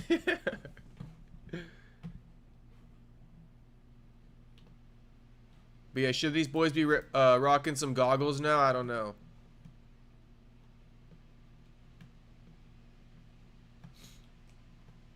Honestly, man, Cyril Gahn, a dirty fighter, man. A dirty fighter. I don't know when I was planning on getting into it. I guess I'll get into it now. Just say what I want to say real quick. There's so many stories. Bro, I could be here all night telling stories, I feel like. That's how many stories went down today. But I just want to get this off my chest. I already kind of said it earlier. Cyril Gahn, you know, has a history of committing fouls. Like a history of it. I don't know if I bookmarked them. You know, I don't want to get into them because I just don't want to right now. It's too much with the UFC footage and copyright, so I'm going to leave it alone. And this will be my teaser for the next story. But I just want to put it out there again. We're not going to do a full topic. But I just want to put it out there again. Cyril Gahn is deliberately cheating out there. I'm convinced. All right, I'm going to take this stand now. I'm convinced Cyril Gahn is deliberately cheating. I've seen more than enough fouls. Somebody help me. Did he eye poke John Jones? Did he nutshot John Jones? Was it both? He definitely fouled John Jones. He fouled Spivak. He fouled Tai Tuivasa. He eye poked Volkov in their last fight. He eye poked Tom Aspinall. I think you look stupider, you know what I'm saying? Trying to debate that this guy isn't intentionally fouling people than you do just going out and just finally admitting that this guy's intentionally fouling people. So that's the narrative I'm on right now, and I think Cyril Gahn should be suspended and fined, right? What happens when you do helmet-to-helmet in the NFL? Helmet-to-helmet in the NFL is the equivalent to an eye poke, right? Is it not? A nut shot, is it not? So let's go ahead and get this dude fined and suspended after the fact. I want paperwork on this shit. Going into this Tom Aspinall fight, this dude should have had work. Should have been served suspensions. Should have been fined. Already. Okay? Already. After that Alexander Volkov fight, he should have walked to the back. They should say, you watched the podcast last night. I'm redoing the bit. You should have said, hey, come here. Come the fuck here, bro. Come the fuck here. Sign this shit. You poked him, right? Oh, you don't remember? Here, play the footage. Okay, now sign this shit. Okay? That's your 4th consecutive offense in 3 fights. Okay, you know what I mean? You're suspended. You're fined. That would have made sure that Volkov probably got that title shot, would it not have? Because it would have been like, oh yeah, Cyril Gahn serving an 18, 12-month suspension because his repeated fouls. Because of his repeated fouls. So in my opinion, I want paperwork on Cyril Gahn committing fouls. I want suspensions. I want fines. It gets to a point, bro. On the first one in a fight, okay, you know what I'm saying? We're gonna do a warning. We're gonna have you attend a class or something like that. The second time, okay, fine, suspension. Boom, right off the bat. Third time, bigger fine, bigger suspension. Fourth time, you could eventually get kicked out of the sport for shit like this. That's the seriousness I want in that bullshit. That's what I want. And I'm not gonna shut the fuck up until I get that shit. I hear Chael Sonnen also advocating for some similar stuff. I listened to his podcast today with DC. You know, so I'm not gonna shut the fuck up until I get some of this shit. I'm sick of it, dude. I'm sick of it, and I'm sick of us having Tom Aspinall's name in our mouth too, myself included. That's why I'm taking a moment to go after Cyril Gahn, because that's what I think we should be debating. Not debating whether or not Tom, you know, could have continued, wanted a way out because he was losing. Nah, bro. Cyril Gahn and his repeated fucking fouls, he ain't slick. It's all happening in the first round on top of that. All happening in the first round on top of that. How many things do I have to point out to you guys? Happening in the first round because he wants to sway the rest of the fucking fight. And here's the other thing I wanted to say. I wanted to say this, bro. I had this shit on my fucking mind last night while I'm trying to go to bed, and I had this shit locked in my mind. I'm not forgetting it. Joaquin Buckley said that he would go ahead and eye poke back. Right? He said he would eye poke back. Should we watch it? We'll watch it after I land on this point. Joaquin Buckley said he would eye poke back. I said I would eye poke back. Right? But here's the catch. I was thinking this. If you start to play that game of like, oh, I'm gonna eye poke him back now in the fight, bro, it's hard to do that. You gotta like focus and try to eye poke somebody. Like I was imagining trying to get that back and trying to get back an eye poke. When you're so fixated on poking the guy back in the eye, you could also what's the word? Open up the risk to getting yourself knocked out. You could open up the risk to getting yourself knocked out by just trying to play the game back and poke him in the eye back. That's why I don't even agree with that anymore. You know, and I say that to say that if I'm imagining poking somebody in the eye and it being difficult to do it, right? Like to the point where it's like I gotta focus so much on the small ass fucking target, a eyeball. I gotta focus so much on hitting a moving target's eyeball, right? I'm focusing so hard on that I could get myself knocked out. And I say that to say, for Cyril Gahn to do that time and time again, and fight after fight after fight, at such a high percentage, right? He has to be practicing it. He has to be practicing it. He lands these eye pokes at such a high percentage, he has to be practicing it. He has to be. He has to be practicing some type of technique to land it at the high percentage that he does. I'm convinced. I'm convinced of that. And that is my full circle thought of Cyril Gahn, his fucking cheating, as far as people saying they would poke him back. You know what I mean? Don't even play his game. Fuck this guy. Don't stoop to his level. These foulers, bro, don't stoop to their level. They're making the sport worse. They're damaging people's livelihood after their careers are done with. Fuck this guy, man. And I don't mind saying that because of all the slander Tom Aspinall got. But we might as well just watch Joaquin Buckley's response because I saw it. I saw he posted something. I haven't seen it yet. But this is his response to the whole eye poke thing since we're on the topic. What do you think about the Aspinall eye poke, bro? What? I'm not even gonna lie to you, bro. I think it's ridiculous that dudes is still eye poking, bro, in the UFC. And the UFC really can't come up with a, you know, for real solution, right, on how to solve these eye pokes. And I'm really feeling in my nature that it's very simple on how we can solve it. But before I speak about that, I think it's heartening that, you know, Tom Aspinall is taking all the pretty much criticism, right, that he should have continued. It's not his fault that he got poked in his eye, right? Sealed gun, know the rules of the game. He was winning that fight. He was touching Tom up the whole time. Like, he the one that caused the foul. So with that being said, you know, like, what is Tom supposed to do? He just didn't get poked in one eye, he got poked in both of them. And I'm talking about knuckle deep. I'm talking about his eye's gonna be 6 months pregnant pretty soon, right? Bro, my man got a new rib tattoo. Joaquin got a new tattoo. You could barely see that shit though.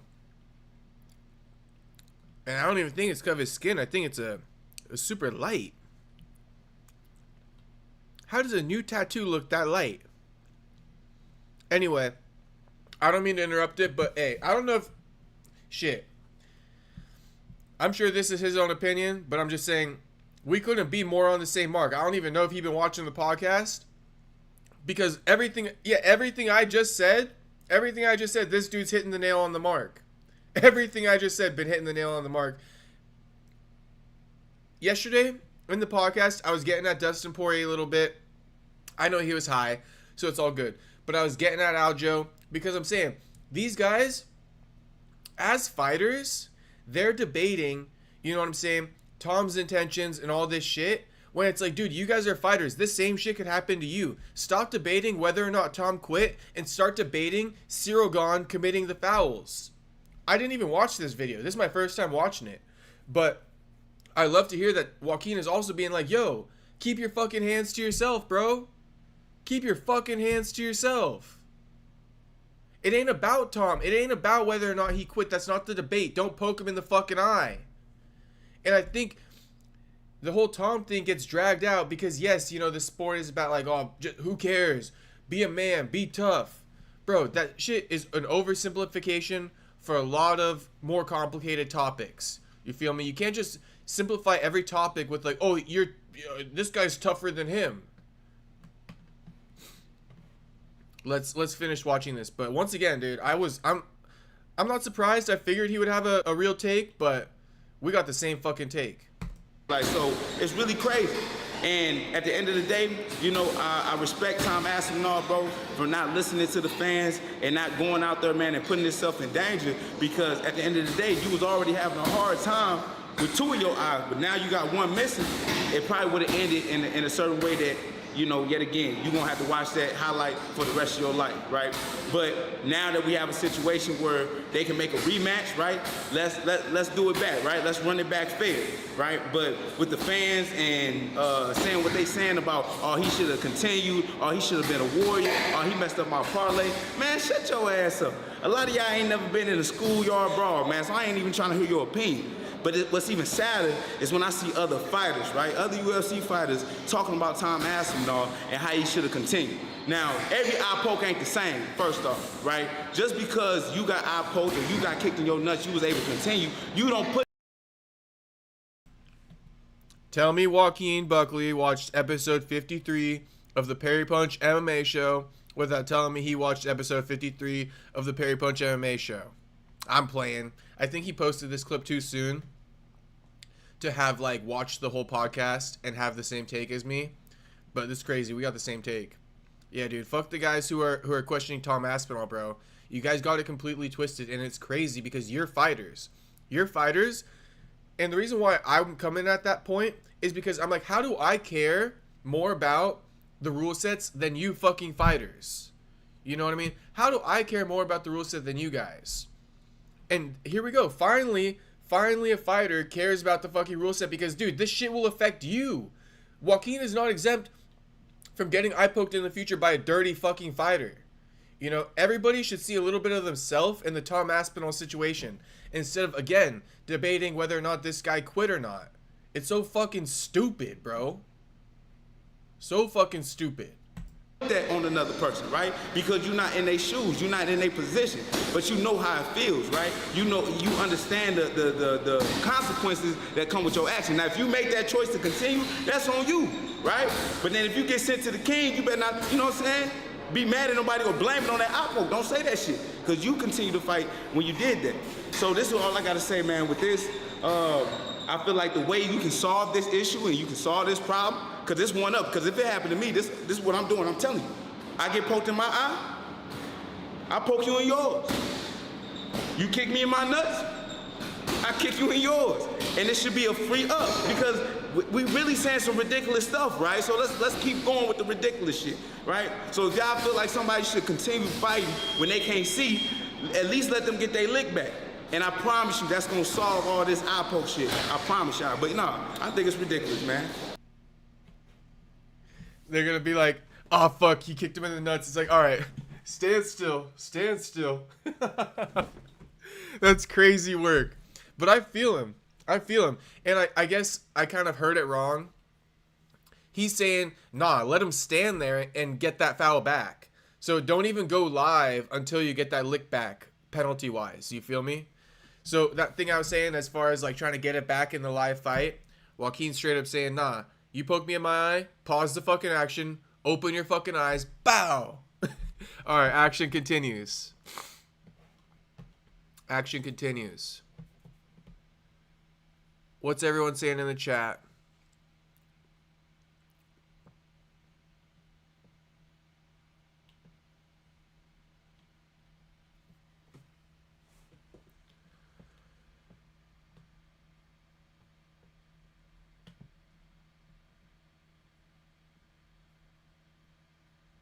Battles promo on the win after the win was most entertaining moment in DBX so far. I thought that was a pretty good one. I did.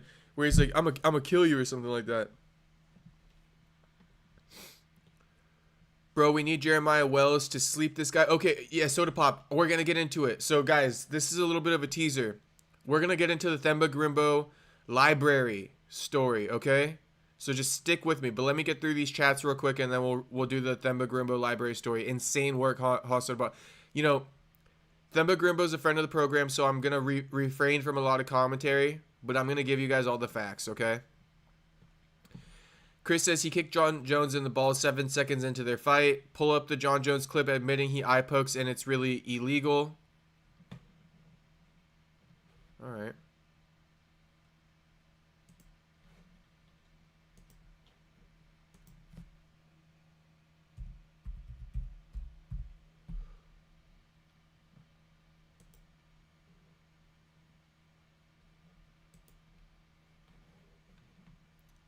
Louis, how is this for you for pulling it up in time?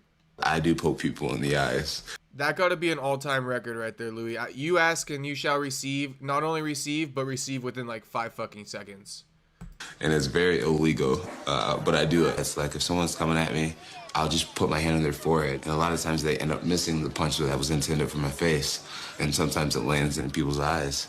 And people hate that. They're like, Johnny, you're a very talented fighter. You don't need to use an illegal tactic to be successful. I try to tell people it's not intentional, but now I'm kind of known for it. And it's working. Dirty fighter. Dirty fighter alert.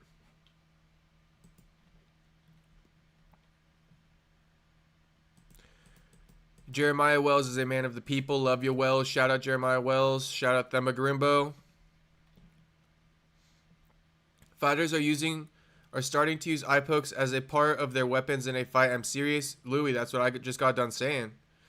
They gave John Jones so many passes, it became the unspoken rule of the road that fouls are not called. His entire career had been fabricated. I hear you, Chris. I hear you.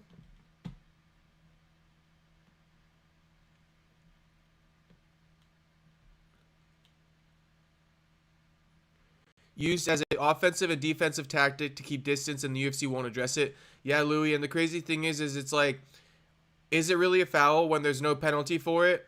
That's a point I heard from Chael. Chael says it is a foul, but then when you ask, oh, what happens if you do it? There's no penalty, there's no nothing.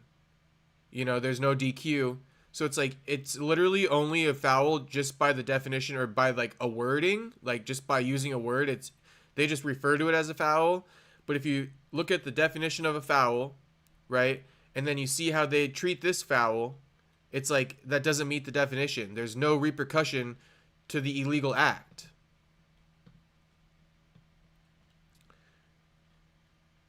If a DQ like that happens, they should deduct 50% of the purse of the person that caused it. Fuck that shit, Jew. Fuck that shit. I say just find their bitch asses. Find their bitch asses, bro. Might be the same thing at the end of the day. They probably just retroactively like find out what 50% of their purse was and fine them that or something. Of the show money, of all of it, Jew. Take all of it. That shit is so egregious.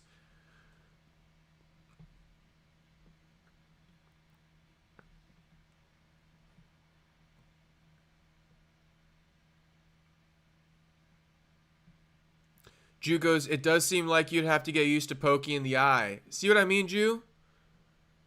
You gotta train that shit, bro. Chris says Joaquin's a real one.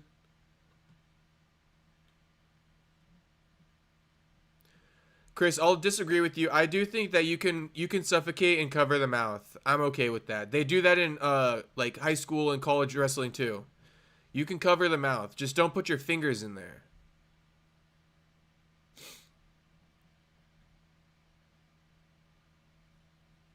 Manel Cop does combination eye pokes. Probably Chris Weidman style, huh, Louis? Okay, here's Soda Pop's take. I haven't heard Soda Pop's take at all. Soda Pop goes, I think Tom was right to quit. My only problem is how far he's going to prove it. It's annoying. It's been dragged just like the Jones fight rumors. Soda Pop, nothing you said is wrong there. Nothing you said is wrong.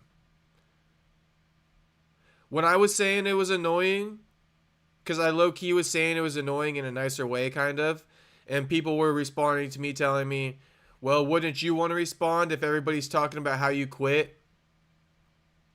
So I don't know. Make of that what you will.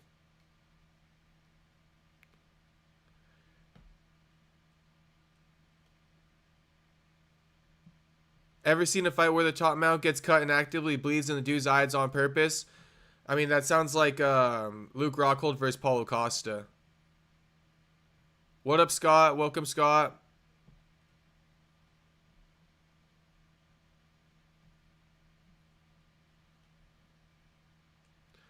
Drew goes, some fans will always have this just bleed mentality. It's only the genuine people that know it's a lot more complex. I feel like the fans who have that just bleed mentality are the ones who just scream like insults at athletes. You ever see somebody at like a baseball game or like an NBA game just like berating an athlete? Like if somebody's sitting in the outfield seats, you'll see like fans in baseball games like berating like the left fielder or something like that. You know, talking to him like he's not a human. It's like, I don't know. For me, I look at these guys as humans too. I see the life they got to live after fighting. Like I'm not just going to tell them just bleed and ignore, you know, the fact that they got to live a life after this. And it's part of the job. It's part of the job to just bleed, okay? But it's not part of the job to just bleed when a guy double eye pokes you, and let alone you're the fucking champ, dude. You're the fucking champ. Like, I ain't giving that guy an opportunity. I'm the champ. You just eye poke me. Get fucked. Eye for an eye, haha.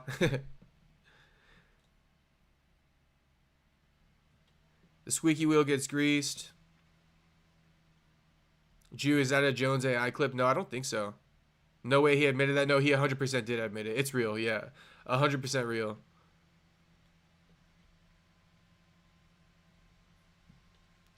The 1-2 eye poke from Chris Weidman shall never be forgotten. These double eye pokes are historic. AJD saying where, when, but I'm not sure what he's talking about. They've been glazing John since The Ultimate Fighter when he was extra zesty, manufactured champ, drunk people booing athletes.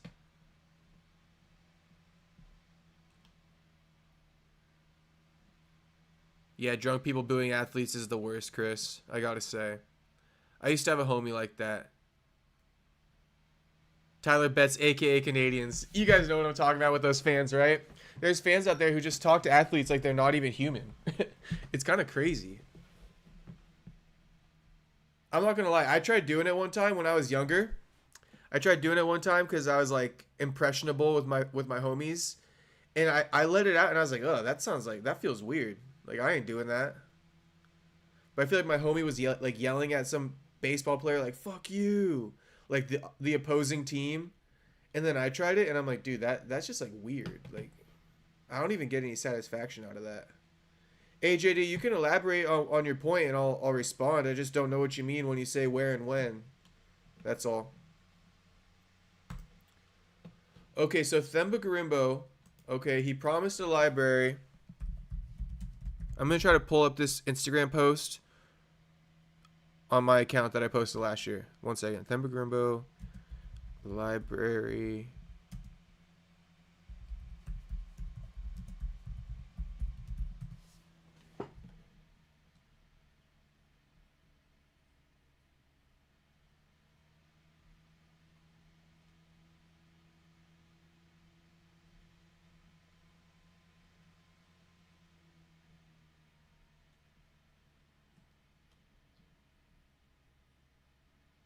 No.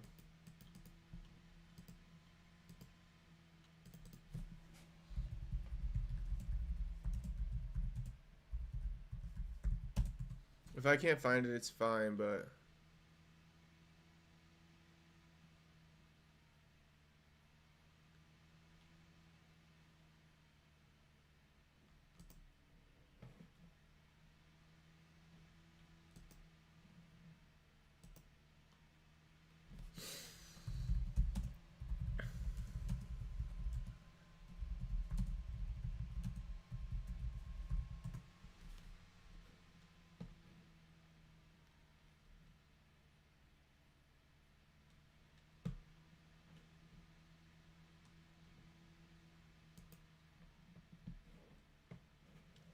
Okay, so this was last year.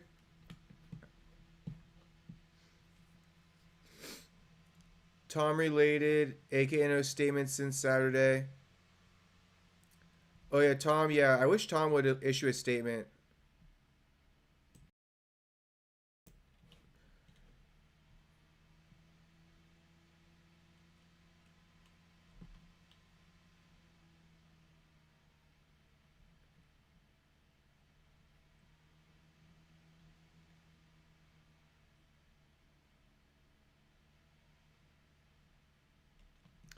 Tyler Betts goes, I feel the same way, not gonna lie, but it's hard not to join in at the casino when they booing the eye poke or Bilal Muhammad. If the whole arena's doing it, that's a little bit of a different story. I feel you, Tyler. I feel you. And if you got a few drinks in you, I feel you.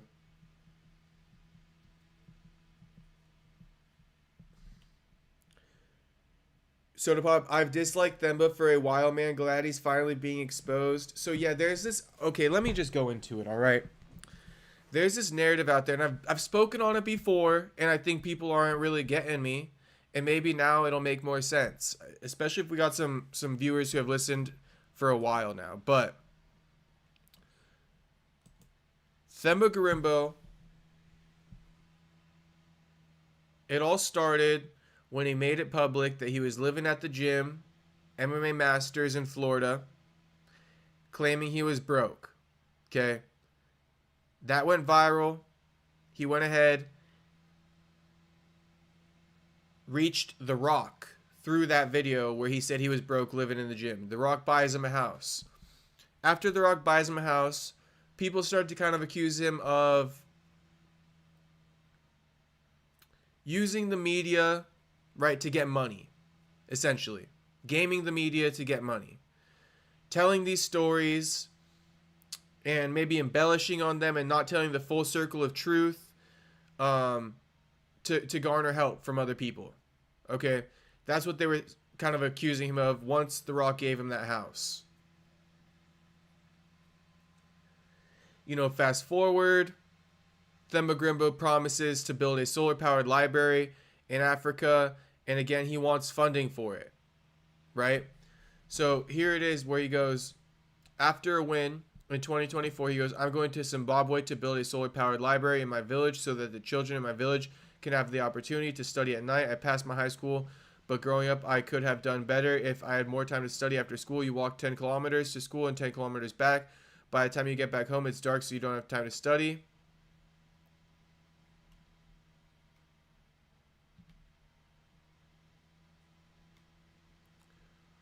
Well, I don't know. I guess there's not the full quote on here. But again, this is another example where they're thinking, oh, he's trying to scam. He's telling these stories, and he's trying to get funding for shit. Like, he's trying to get money for shit. I guess so, Jew. A little bit, yeah. That's what they claim him to be, a grifter. And on top of this, I have another story. About it, where he was talking about how his teammate's mom died, right? Maybe I could pull this up.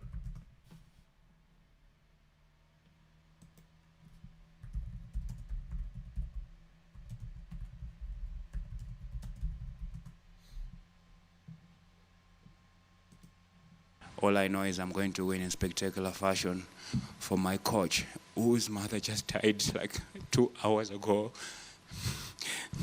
He's been here with me for 8 weeks. He tells me his mother is sick with cancer. You know, he never told me, like, it was that bad, you know. I just said to him, okay, man, after the fight, we go back to South Africa together. I didn't have a plan to go there, but I was going to go with him to see his mother. And his mother just died like 2 hours ago, man. And I'm going to win for him. Yeah, here's what it is. Because he's... So people, I don't think he asked for money during this time, but people, you know, they just think that he plays it up or something. I don't...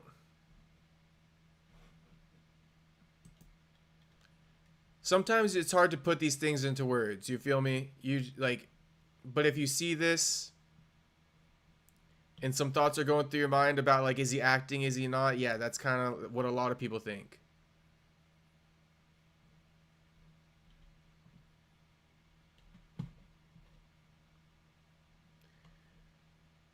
I'm pretty sure he was rich in Zimbabwe, by the way. He claimed to be poor, LOL. G goes, interesting. So it's like this, right? I guess it's always something, right? Like $7 in his bank account, right? That was the headline, right? Then he's like, my coach's mother died 3 hours ago. That's like the headline, you know? So it's, I don't know. He just seems to be knowing how to get the head. I don't know how to fucking say it, bro. I really don't. If you guys can help me out, help me out. Scott, we ain't big on Gable unless he fights somebody real, bro, unfortunately. But DBX4 seems like a good little show that they got going on. I like it. I like DBX overall. I like what they got going on. Definitely got a side eye on him now. All I know is I'm going to win in spectacular fashion. Let's just watch this one more time, how he kind of like crashes out. You know, I don't know if it's to get pity. For my coach, whose mother just died like 2 hours ago. He's been here with me for 8 weeks. He tells me his mother is sick with cancer. You know, I'll say this. He sells off his fight kits, right, to then do things for his country. So does he kind of do these stories to maybe as a way to get more money for the fight kits? I don't know. I'm just asking questions. McDonald's is hiring, motherfucker, Chris. He said he had a broken bone against Luque, by the way. Yeah, a broken bone is the reason you got dropped and choked out cold. I was thinking the same thing. Soda Pop, I was like, damn, broken bone, what does that mean? James Steele, MMA marketing getting wild. They don't let me cry about my problems at my work. Okay, so you guys are seeming to get it a little bit. Now let's fast forward, right? So we said he pledged to build a library. Again, so when you pledge to build a library, right, and then you're going to auction off your fight kit, Do you see where, like, you're going to get more money for the fight kit if you say it's to build a library? Do you understand? I don't know if he's this smart or not. But fast forward, right? They've been asking Magic MMA Bets. This is actually low-key. This is probably the best journalist in the game right now. When you talk about MMA Journalist of the Year award, and I'm low-key being a little bit sarcastic because he's not a super big journalist, but like when it comes to breaking fights and shit, dude, this dude is low-key undefeated. He's the one who broke news about Marcus McGee versus Peter Yan. You know, he's the one who broke the news about Shavkat versus Ian Gary last year. Breaks a lot of crazy news. But anyway, we saw Themba Gorimbo. He was making headlines because Themba goes, I've got kids to feed at home, talking about his upcoming fight against Jeremiah Wells. And he goes, my kids are more important than his kids. If I have to kill a man, I will. So Magic Betts quote tweeted it, and he's like, I'm still waiting to see proof of the library he built. He finessed a fucking house from The Rock, only African in the Indian Hall of Fame. Now, I don't know what the last line means. But anyway, he posted this, and then Themba made a statement earlier today about the progress of the library. So Themba says, the saddest thing... Oh, and by the way, Themba deleted his Instagram. But he goes, the saddest thing I have to say publicly is I was trying to build a solar-powered library in my village, and the building was already almost finished. My intention was to finish this project on this trip, but due to unforeseen circumstances, I have decided to stop the project and break down the building. Many kids were going to benefit from this project. I feel sad about this decision, but unfortunately it is something that can give me peace because I cannot continue with dealing with what I deal with behind the scenes. My wish in life is always to do what I want with my money without having people telling me why I must do this for this and for that. I do what I want when I want. I try not to belong to anyone because it creates entitlement that I have to fulfill certain obligations that aren't my responsibility. I just like to do my part where my heart desires. I didn't want to put this publicly, but I have to because I publicly posted about the project, and many of you might be wondering how far it is. Answer is, it was 3/4 done and had spent a ton to get there from my pocket actually because couldn't auction my May fight kit gear. Anyways, next mission is dealing with strangers and making their days better and life better. So Themba says, you know, he had to stop building the library because he couldn't auction off his fight kit, right? His May fight kit, he didn't get that much money for it, and he had to pay a lot out of pocket for the library. So it shows that he was kind of relying on funding to get the library built, right? He was relying on funding to get the library built. And oh, the thing about the short, that YouTube short, this one right here, could this be a ploy to get like a bonus or something like that? That's just a thought, right? Could he be ploying to get a bonus, right? Collecting a little bit of pity, then he gets a bonus. I'm just giving you guys a thought, okay? I'm not accusing the man. But anyway, here he is. Library was 3/4 done. He had to spend a lot of his own money. He didn't have the money. He tore it down. So, like I said though, he pledged to build the library with the intention to build it with other people's money, not his own. Right? And clearly, I'm pulling that because it seems like it was a surprise to him that he had to spend a ton of money from his own pocket. Right? Answer is, it was 3/4 done and had to spend a ton to get there from my pocket, actually, because couldn't auction my May fight kit gear. So he was relying on this to get the money for it. So does he try to sensationalize in the media and then garner more attention to get more money for his fight kits? That's the story, you know? Where's the evidence photo? There is no evidence or photo, Tyler. There's nothing. There's nothing. But yeah, Kai Cenat, there's other people who have done this in the past. Like Kai Cenat was promising something. I think his fans made him give an update. If you guys know who I'm talking about, there's this black dude who built like a black school. He's kind of a character. He's that guy who says like black men shouldn't date white women. If you guys know who I'm talking about. Dr. Umar, I think his name is. Dr. Umar also pledged to build a school. And then, yeah, I think Mr. Beast did too, right?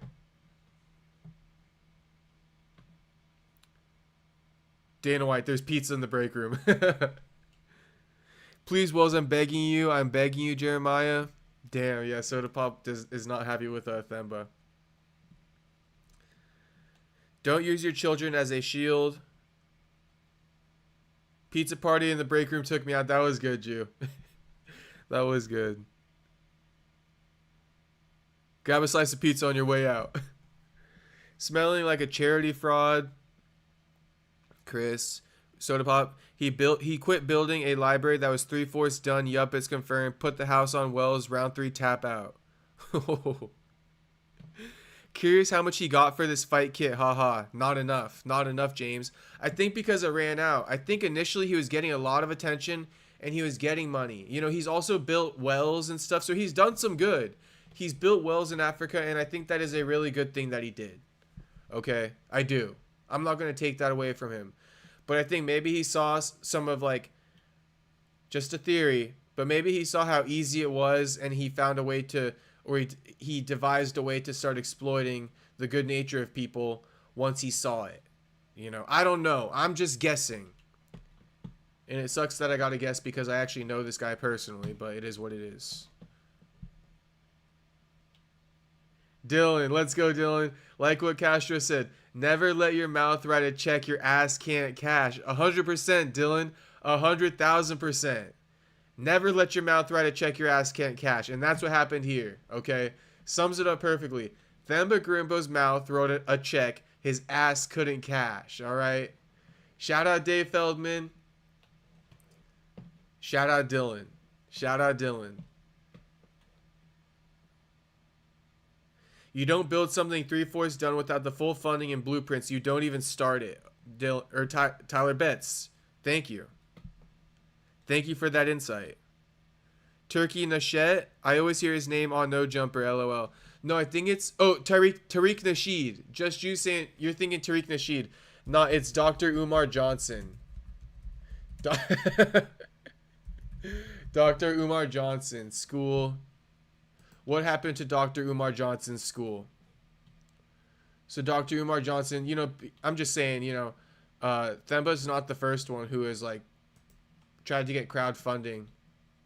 See? Dr. Umar Johnson. I don't know if you guys know this dude, but he pledged to build a school, never built it.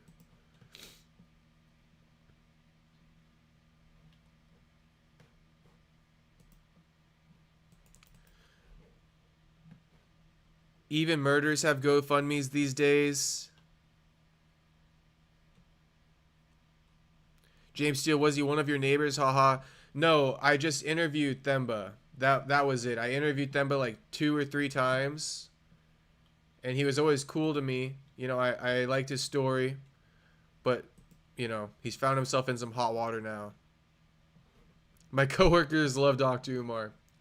Okay, I was going to pull this up, but then I thought you guys might not want to see it, but I'll pull it up now. Dr.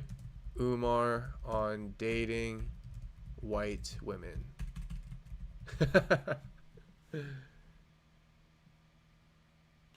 Who was it? Who was telling him?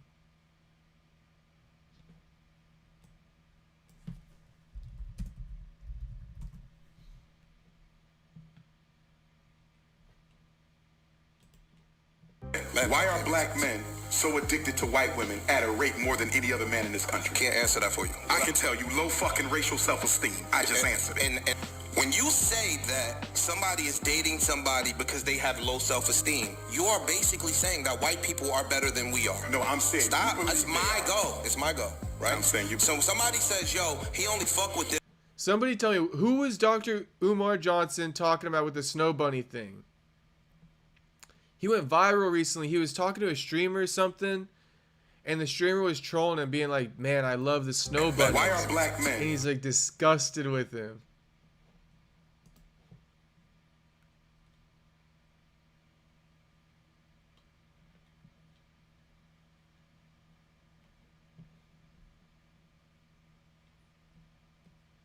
Reading that out loud was great.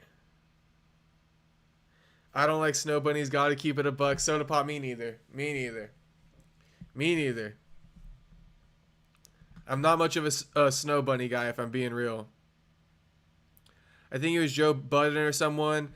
This was the Joe Budden one, but no, it's not it. Maybe I can look it up on here. Dr. Umar Snow Bunnies.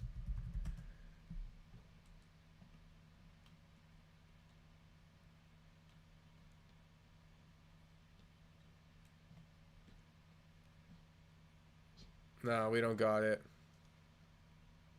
But I just have to watch this because of hand signs. Million, are you out of your mind? Reason number 2. Compared to 50 million, are you out of your mind? Reason number 2. How y'all doing, ladies? Oh, no, that's all right. That's all right. I appreciate you, sweetheart. Thank you. All right, waste of time, waste of time. I've seen both those, so you guys know what I'm talking about. You saw that viral clip with Umar.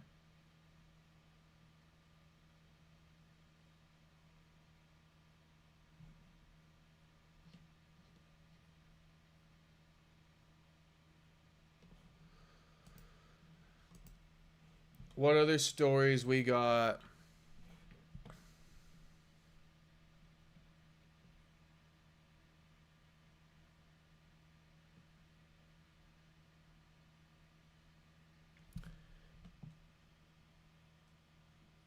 What do you think, boys? Are you guys more snow bunnies or are you guys more ABGs? Which one is it?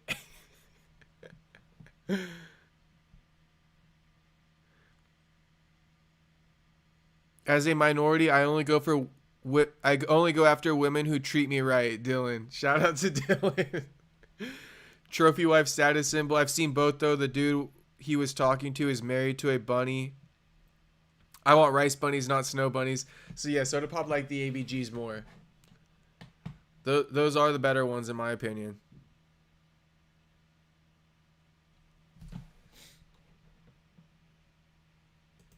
Shout out all the snow bunnies out there. I don't discriminate. All women are accepting. Let's go, Drew. Let's go. Let's go. Accepted. Accepted. I got you.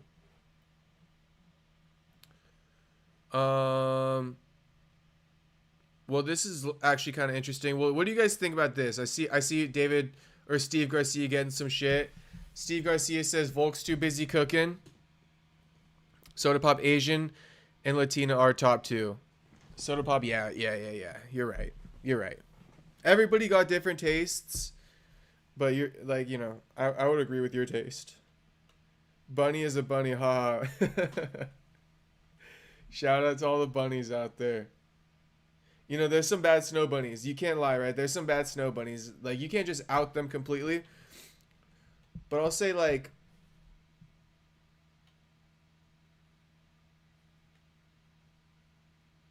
I don't even know what I want to say. Bad snow bunnies are few and farther between. That's what I want to say.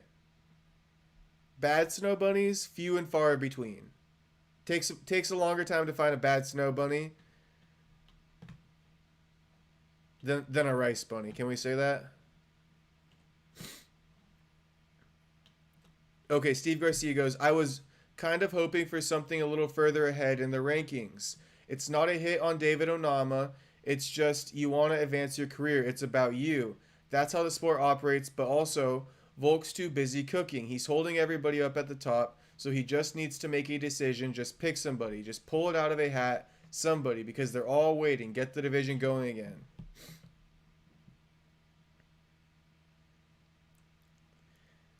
Yeah, so before I respond to the chats, here's Steve Garcia with this thing. I think he needs to lay off Volk. He ain't even in the conversation yet, but it's all good. Steve Garcia, he going to be in the conversation soon. The snow bunnies are just a little too generic. I can't explain it. Too dry. Soda Pop, I feel you. I feel what you're trying to say, Soda Pop. I don't want to disrespect the snow bunnies out there, but I feel what you're trying to say. I feel what you're trying to say.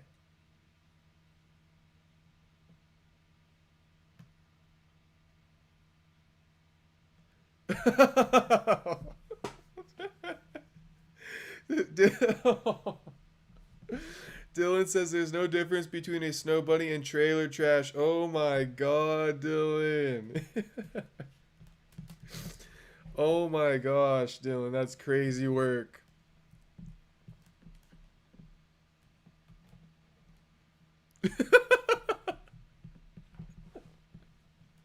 Chris says, I live in Manatee County and 1 in 4 black women here are HIV positive. I should have brick hearing that. Not that I've dated black women, but how can that even be a real stat? Dude, that is crazy work, Chris. That can't be fucking real. That can't be real. Hoe bunnies.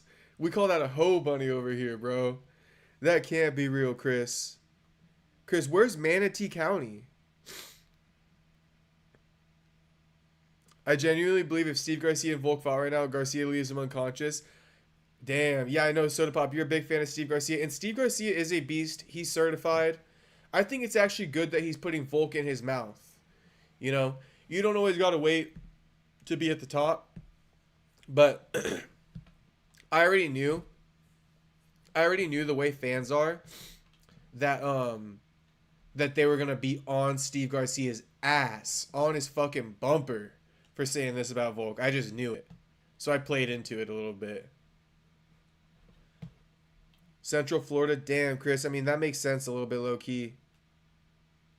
Would they be coming over from the Bahamas with, like, fucking HIV or what, Chris? Chris, they got to be getting HIV from the Bahamas, huh? Tyler Betts, LOL, there's only 4 black women that live here. Oh, wait, there's probably only 4 black women that live there. That's why the percentage is so high.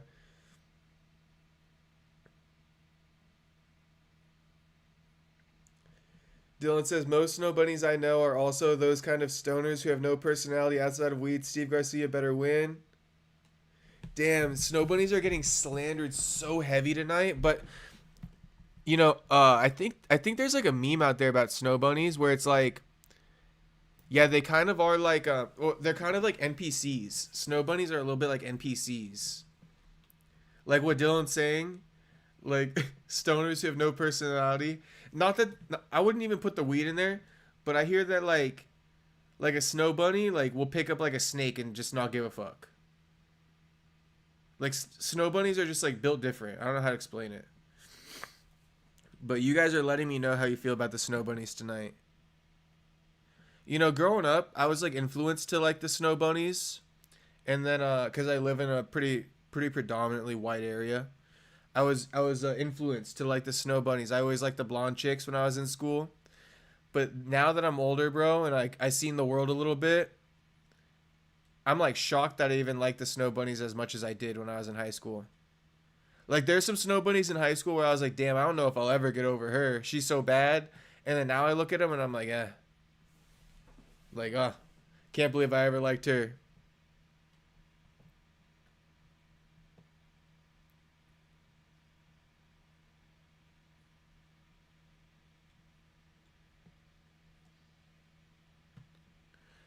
I like Steve Garcia a lot, and I hope he wins this week, but I think he loses to Onama. Garcia gets hurt too much. Horrible matchup for Volk, though. Soda Pop, that's wild. How the fuck do you think he knocks out Volk and then loses to Onama? I am rocking with Steve, Soda Pop. We'll differ. We'll differ, so I'll see you in the stream on Saturday. But I'm going to rock with Steve, bro. Because, Soda Pop, correct me if I'm wrong, but doesn't Onama get hurt a lot, too? Onama be getting dropped and coming back too, right? They're kind of both like that. These guys are both from the same cloth, I'll admit. Onama and Garcia. Chris doesn't know if they be bringing the HIV from Bahamas.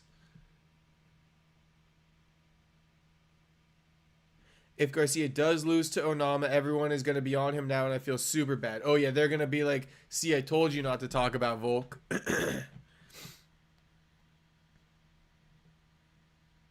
Bunnies love snakes. I'm sure there's a couple snow bunnies in here. Hey, shout out to the snow bunnies in here. Shout out to the snow bunnies in here. Here's Soda Pop. I liked the blondes when I was younger too, but once I became a teenager, I got into Asians and Latinas and been the same since. It's just when you have more I mean, maybe it's just because, like, we're American or something. Because a lot of the, Asians or Latinas, they like white dudes, right? So it's like maybe just opposites attract. Like we like more culture because in America we lack culture, you know. And Asians and Latinas, they got some culture. The snow bunnies, they don't got no culture, you know. You're gonna be eating fucking like, I don't know, pork chops and potatoes for like the rest of your life. You're gonna be eating like meatloaf. You feel me? Dating a snow bunny. But you get with some of these other cultured women, I think the Americans like it more, and vice versa. For some reason, I think the cultured, you know, Asians and Latinas out there, they like the white culture for some reason, or American culture, because America's not all white.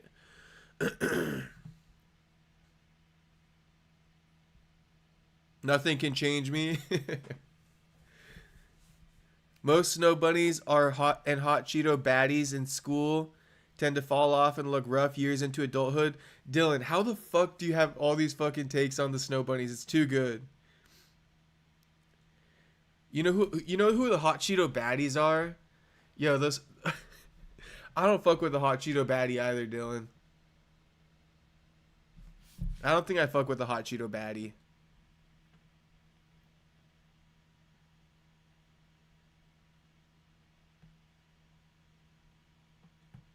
Once they have a couple kids and several baby daddies, they mutate.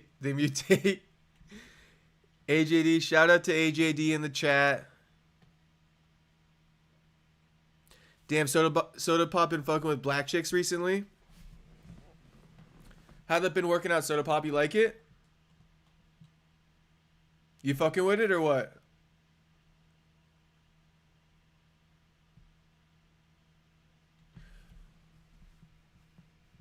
Do you think this is a take I'll get from you guys. You think because you know how they were saying like black dudes, they go for more snow bunnies, right? Do you think the black chicks like more? Damn, I just farted, my bad, boys. Do you think the black chicks like more like dudes that aren't black? You feel me? Something tells me they do, like an inner intuition tells me like a black chick would actually like to get with like a Filipino dude or something. Call me crazy.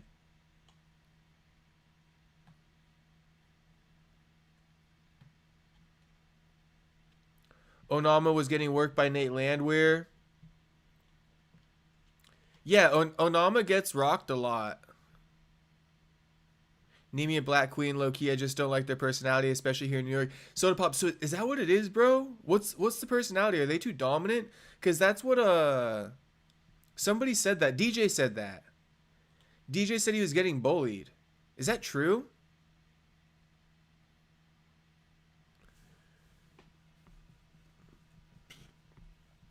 Is that what it is?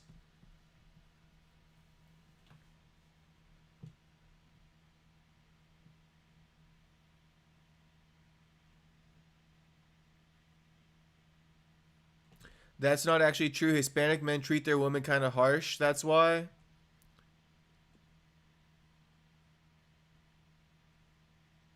Speaking of snow bunnies and Asians, who you got, Whaley or Shevchenko?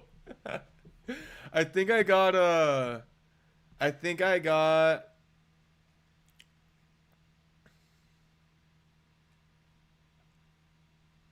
think maybe Valentina's time is coming to an end.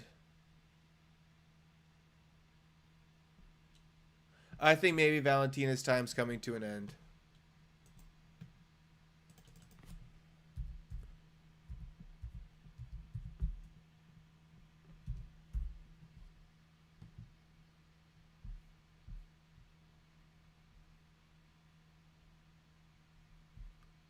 Valentina's 37, Whaley is 36. So close in age. Last fight was 115 though, so she's coming up.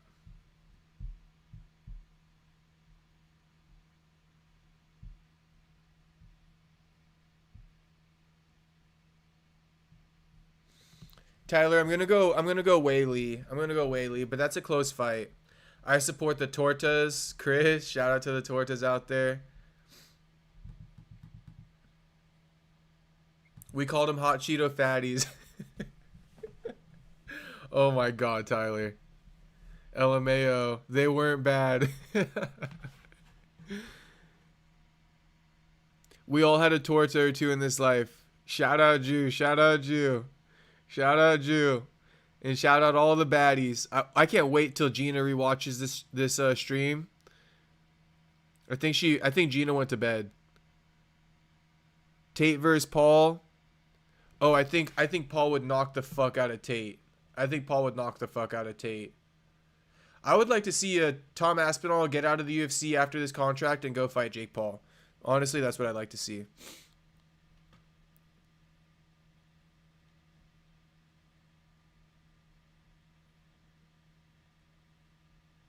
Soda Pop says, one time at my school, these hot Cheeto girls got into a huge fight and they were like 300 pounds and the security guards couldn't pull them off. It was on the 4th floor too, so all the guards were tired. On the 4th floor is crazy, bro. They had to fucking run up the stairs and then come after 600 pounds of pure hot Cheetos. Damn, 4th floor action. Bro, the hot Cheetos be sticking to your fingers too for days. Like, you can't be getting with a chick with hot Cheeto fingers. Your dick gonna be burning out of nowhere. You're gonna be like, what the hell happened?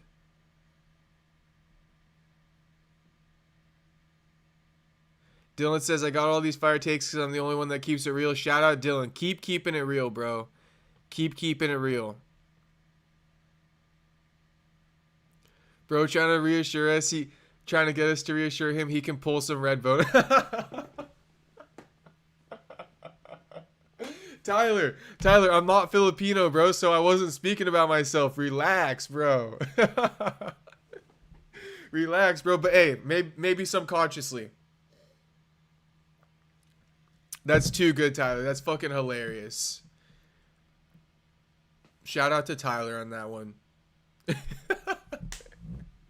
You know, okay, because I was thinking, right? I said Filipino because I'm thinking, like, I don't really think like a white chick really vibes with like a white dude.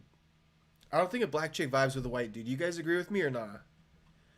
I think a black chick would vibe with like an Asian dude, like a straight up Asian dude, a Mexican dude, or a Filipino, like I said, or like what I really am, like a Hawaiian dude. Like, I think black chicks would fuck with that, but I don't think black chicks would really fuck with a white dude. By the way, boys, all the neighbor lore, this guy right here, he's black. So I be saying this shit, and my walls are so thin. I don't know if he could hear me, but shit. We're homies anyway, but I don't know if he could. Like, we're homies, but I don't know if he could hear me.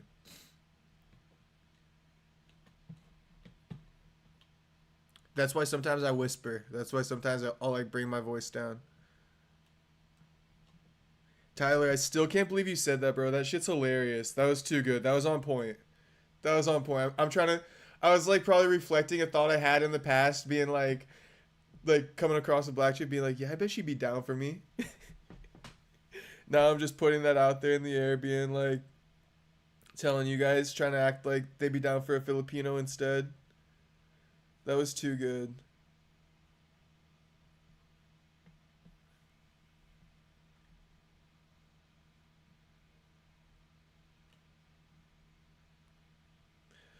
Soda Pop began with 40-year-old black women. Damn, Soda Pop. Are they still bad, though? Are they still bad? Chris, my neighbor, lurking in the stream. He might be. My neighbor be lurking low-key. I'm not going to lie to you. He be lurking low-key. Sometimes I'd be out. Sometimes I'd be outside. Up to no good. And then I look up, and, like, I see him peeping out of his window looking at me. I'm like, yo, what the fuck are you looking at? That literally happened before. Like twice, I think. There's some sexy black girls, though. There definitely is. Hey, shout out Sarah Banks. Anyone familiar with Sarah Banks? Or no?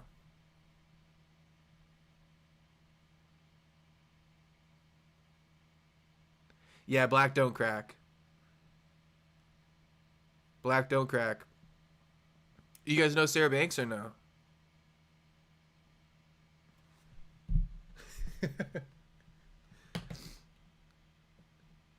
Shout out Luna Star. I mean, we could go down the list. We could go down the list, boys.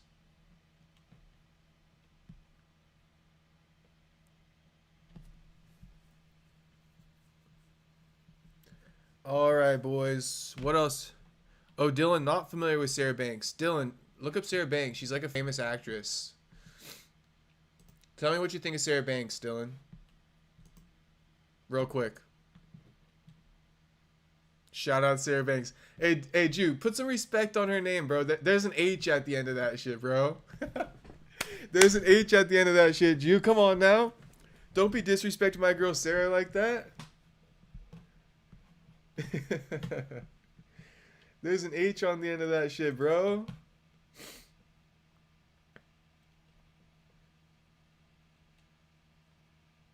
Alicia Dixon. I think she's beautiful. Soda Pop, I'll have to look her up after. I can look her up now. Is she an actress? Hey, shout out to everybody who liked the stream too. I see we're at 10 likes now, so shout out to you guys. I appreciate it. Oh yeah, she good looking, Soda Pop. She good looking.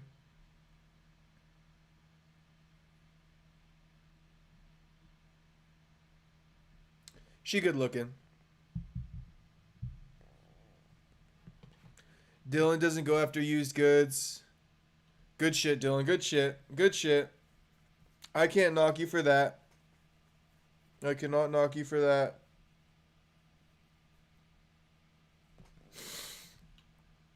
But come on, bro. We can all appreciate the corn stars of the world. Thanks, Castro. Now I have to delete my history. Sorry, Dylan. My bad, my bad. I told you, bro, she's a famous actress. I wasn't lying. I wasn't lying. What do we think about Ronda Rousey? She was making headlines today. She thinks MMA fans got their mouths wrapped around Khabib's cock and shit like that. She thinks Joe Rogan's not an MMA expert. Like, all this shit. So, what do we think about Ronda Rousey? Is Joe Rogan an expert in MMA or not? Because I think there is an argument, to be honest with you. Talking to Joe on the walk over, and all it takes is a text going, "How long for me to train to beat Ronda?"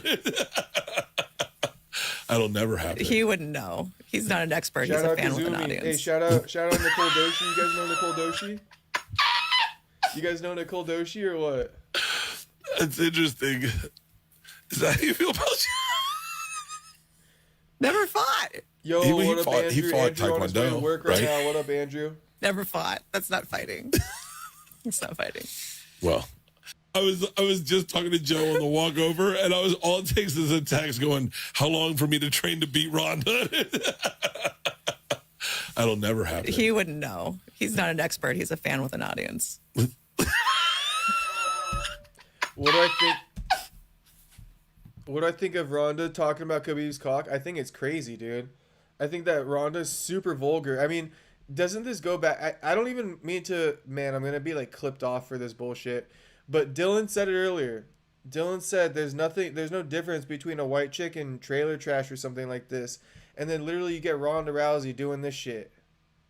Doing this shit. Like, that's a trailer trash statement if I ever heard one. Like, MMA fans got their mouth wrapped around Khabib's cock. Like, Jesus Christ, dude. Like, first off, you're like a lady. Second of all, you're worth like millions of dollars. Like, I don't know, like that's crazy. Soda Pop, yeah, Bert's honestly low-key a little bit annoying. Their whole little crew, Joe Rogan, Bert, even Tony, even I think his name's Tony. I don't know his name, but that dude's a little bit annoying too. I like real comedians. I like Cat Williams. I like Dave Chappelle. You know, I like real comedians. This dude not even a real comedian.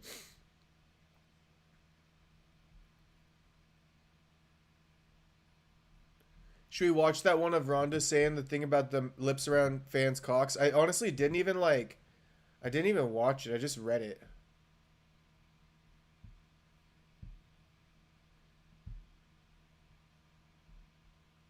I thought this was funny. The person goes, Ryan, two-tone to step the superstar. Ryan signed the contract Tupac signed with Suge Knight because Oscar says Ryan Garcia is still going to be with Golden Boy for a long time. Shout out Figgy.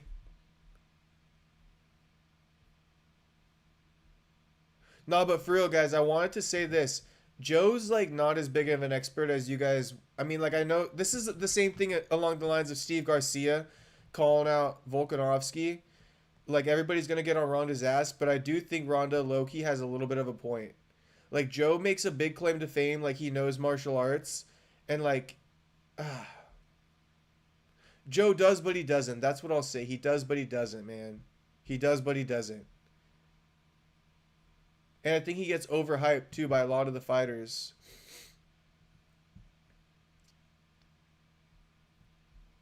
Bert coming to the casino for a show soon. What city, Tyler? What city? I don't really find stand-up comedy funny, TBH. Soda Pop. Yeah, stand-up comedy is a really hard gig, that's why. It's like a hard-ass fucking gig. Like, only a few people are good at it. Like, it's super hard to be good at stand-up. And, like, I don't know, Joe and his buddies just make it seem like anybody can do it. You just gotta practice. Like, nah, like, that shit's a gift. Cat Williams is good at that shit. I don't know if you guys back in the day, but like Dane Cook and stuff. Dane Cook was a really good comedian too.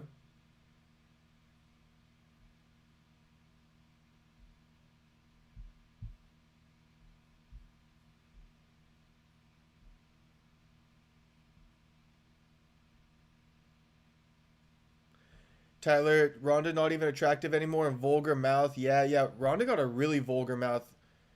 I'm gonna say this. She looked like she stink, boys.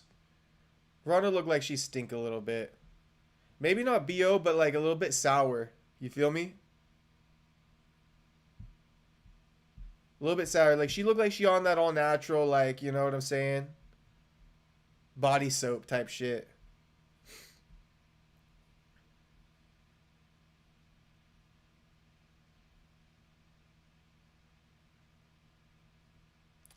Dylan says the karate tournaments that Joe used to go to were actually very legit, but it has since become commercialized and stripped like BJJ and karate.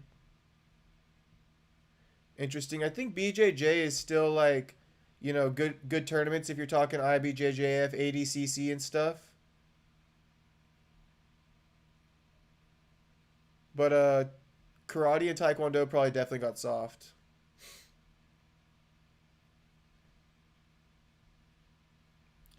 Andrew says Gable with the 15-second fight. What the hell? Yeah, I know, dude. It was whatever, man. Good for Gable, but Andrew, I don't think if you didn't watch, I don't know. But Gable shouted out Mick Maynard, who was in the crowd, like probably insinuating at getting him on Contender Series or something. Hopefully not talking about signing a contract. But yeah, Gable already trying to plot at like getting into the UFC off of one MMA fight and one dirty boxing fight. Like, please, bro. Dirty boxing isn't even MMA. And the guy you beat is a retired MMA fighter who's on his third martial art since retiring. Joe Rogan is the worst commentator. He has no idea what he's talking about. Soda Pop. It's like Joe, even as a commentator, he's been saying a lot of the same shit, you know? He always points out the same shit. His knowledge hasn't really evolved, you know? Like he points out calf kicks a lot. He points out only certain things. But I would love to hear an example, Soda Bob, just to kind of like, because I hear that narrative a lot, but I don't know how to like, how would you explain that? That Joe has no idea what he's talking about? Because he does come off educated, but a lot of people say what you're saying.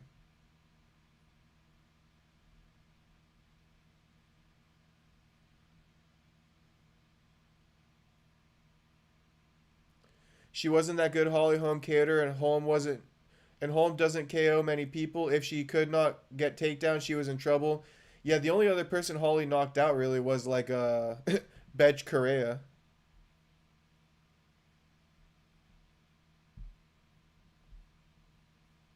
Oh, Joe always saying the opposite of what's about to happen.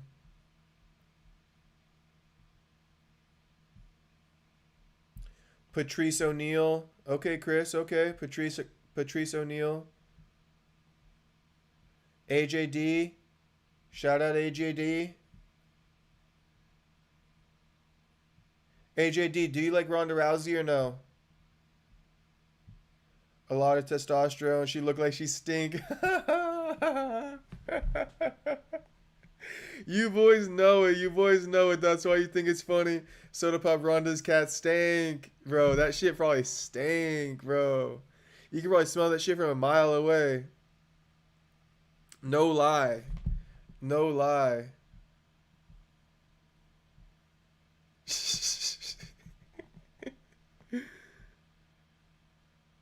Send Ronda 2-3 years to Tank Davis and forget, oh my god.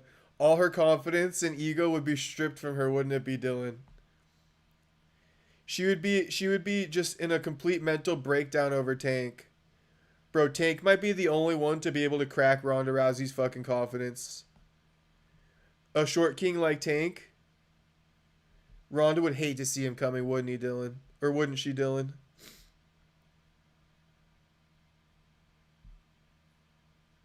She deaf on that squatch, so you could just tell, bro. She on something. She don't smell right, though. You could just tell. A little musky, like a little sweat smell. Fish pond Ronda. She'd submit you off the smell alone. As soon as I got a whiff, I'd be like, oh. That's too good, boys. That's too good.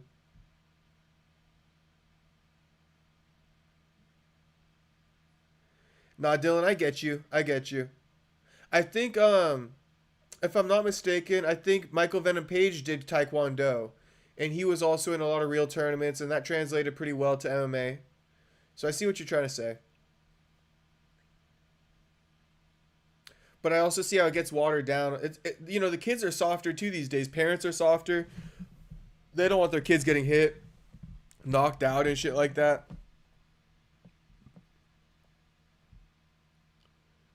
Battle fight easy win, super easy win, Andrew. And then he had a good promo on the mic afterwards. We were discussing it earlier.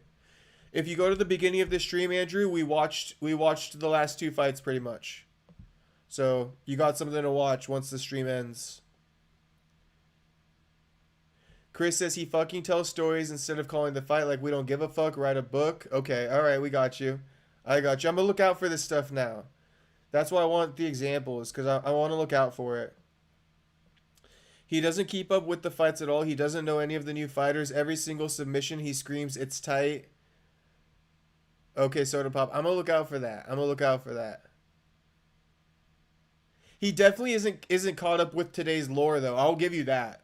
Joe for sure isn't caught up with today's lore, and I think that's what irritates me with his commentary, is that Joe's not caught up with today's lore, and then he tries to sound smart, but he tries to go smart by dipping back in his lore bag from, like, you know, the early 2000s, if that makes sense to you. Like, in the early 2000s, Joe calling out leg kicks and stuff like that meant something. It was very, like, you know, it was very new to the sport. A lot of people didn't notice how many leg kicks people could take, right? But then when you look at Joe in the Max Holloway-Justin Gaethje fight, Max Holloway's like, Joe Rogan's like, oh my God, Max Holloway's leg is compromised. It's fucked. It's fucked. Gaethje's landed like 5 kicks on there. It's fucked. And then Max Holloway comes out of the fight and he's like, my leg's fine. I didn't feel it. So it's like, Joe's making calls on shit when he's not, like, instead of assuming a human being can only take 4 leg kicks, look at the fighter. Like, watch the fight. Like, only call it when the fighter starts limping, when he starts acting compromised. But Joe Rogan is, like, so quick to make a statement sometimes about the old news shit that we don't even care about anymore. Like, I don't think we pay as much attention to leg kicks anymore as we used to. Like, the game's evolved. There's more shit now. Like, you should be focusing on, like, these spinning back elbow setups and shit like that too now.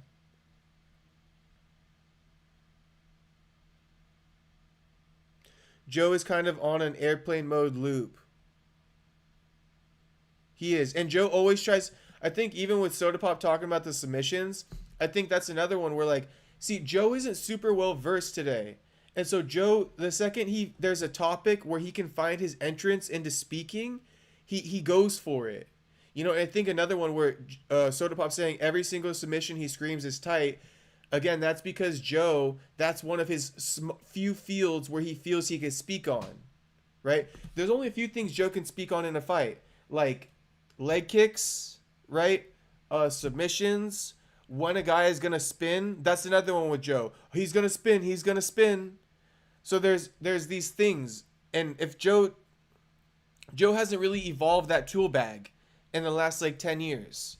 If you watch a fight from 10 years ago and you watch a fight from last weekend, Joe is still speaking about like leg kicks, whether or not he's gonna spin, trying to be the jiu-jitsu expert, you know.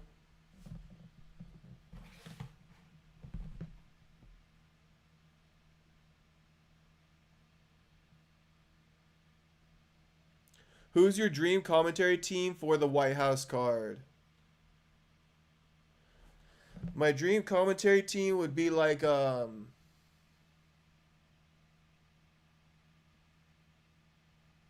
Daniel Cormier, Mike Goldberg, and like Paul Felder or something, to keep it a buck with you, Tyler. I'd say like DC, Mike Goldberg, and Paul Felder. And you know, DC be asked sometimes commentating too, but it is what it is.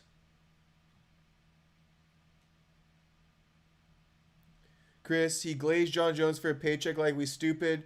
Chris, you're talking about Joe Rogan? Soda Pop, if your job is to be a commentator, you have to know these things. You have to know the guy at the bottom of the card. Yeah, Soda Pop, I agree, man. I agree. I know more about the fighters than a guy who gets paid to watch the sport does. No, you're right, Soda Pop. Chris, he always says that hurt him. Like he even knows. He's good at sensationalizing. Yeah, and Joe does a lot of that with leg kicks. Oh, that leg kick hurt him.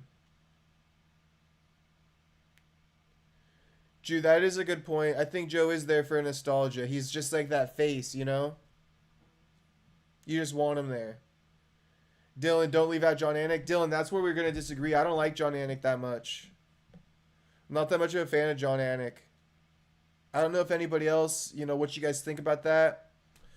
But I'm not the biggest John Anik fan. I'm just not. I could try to put my finger on it maybe another day. After I think about it. But I'm not a John Anik fan, really.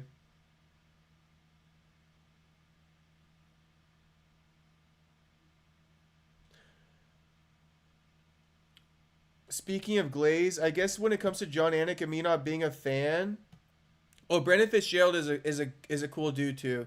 Brendan Fitzgerald is cool. I think with me, and hear me out, because I think Brendan Fitzgerald is a great example too of the opposite. I'm just not like people who just get glazed up, just get fucking their knobs slobbed up on, glazed the fuck up. Here's Dylan glazing up John Anik as I'm speaking about the John Anik glaze. Right? But it's like, I don't like guys who just get glazed up like that for not doing much. Like, people just be glazing John Anik. You know, his reactions are golden. What? Because the whole Leon Edwards not cut from that cloth? I get it. He's had some good moments. But I'm not about, I don't know. Anik gets way too glazed up, in my opinion, for me to add on to it. Like, and then you take a guy like Brendan Fitzgerald, right?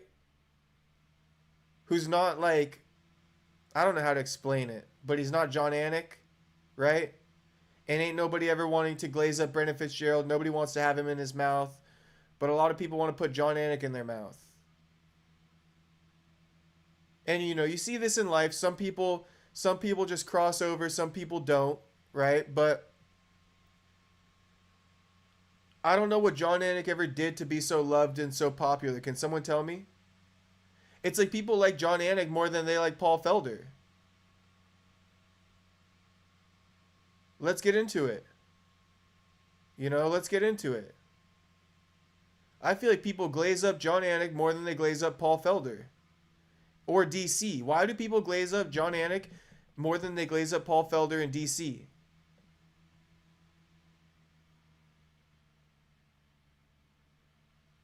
John Anik can grow a full head of hair just like me. You see my big full head of hair, right? John Anik could grow a big full head of hair just like this, but he chooses to shave it bald. What do we think? I don't trust it. Jew. All right, Jew. There we go. Jew just fucking put the nail on the head a little bit. Although Brendan Fitzgerald is also clean cut and ad friendly, and I like Brendan Fitzgerald, but I get what you're saying a little bit, Jew, when you say John Anik is just too clean cut and ad friendly for me. Like yeah, I low key agree. But I know that John Anik is like a psychopath deep down. I just can't prove it. But I know that John Anik isn't like fully what he presents himself to be. Like, you boys see it. Like, you can't, like, come on. You think I'm putting on an act right now?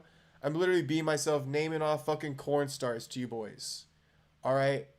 John Anik ain't like that. He thinks he above that shit. You know, even if he do dabble in that shit. And so, that is kind of a good way of putting it with John Anik. When John Anik cusses, he makes such a big deal out of it. So corny, bro. Underlying psychopath. Dude, he is a fucking psychopath. I just can't prove it, but I'm gonna prove it eventually. Genuinely corniest thing ever. Also, I think Anik's laugh is corny. How he goes, ah! Somebody tells a joke, this is Anik's laugh. Ah!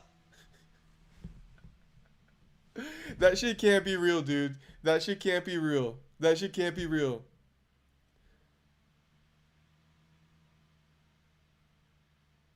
Louis, nah, he grows a full head of hair, Louis.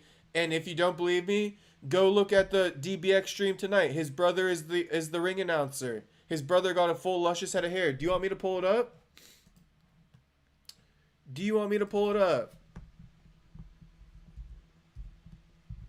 John Anik can grow a full luscious head of hair. It's a power move, Louis, and that's why I don't trust him. Because he's trying to be like Joe Rogan and Dana White by shaving his head bald. John Anik, that's the truth, Louis. John Anik is trying to be like Joe Rogan and Dana White and all these other rich moguls by shaving their heads bald. Andrew Tate, you know, that's what John Anik's trying to do.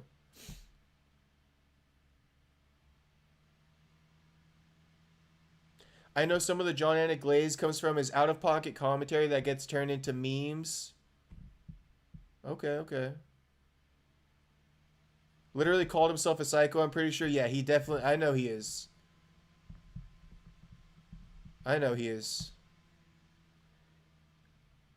He's like Mr. Beast, no emotion behind his eyes. There we go. We're getting to the bottom of it, boys. Tyler, that's too good. He sounds like he busts whenever someone makes a joke. That shit can't be real, dude. That laugh is terrible.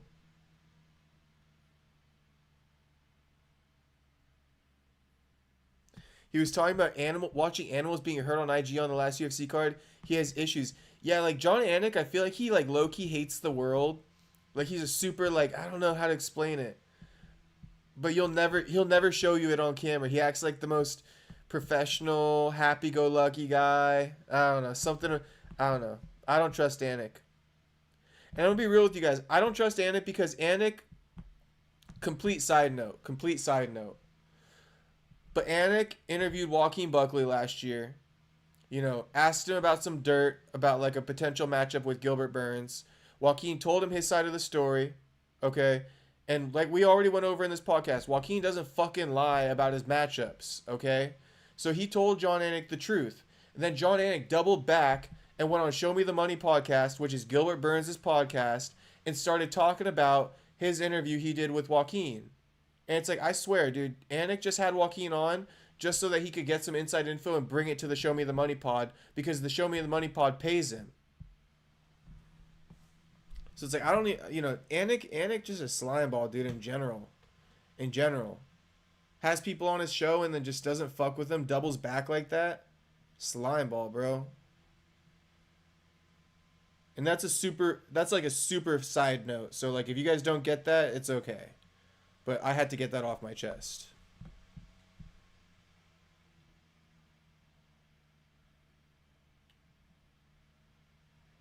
Eli Gator, he said he did it so you can tell him and his twin apart.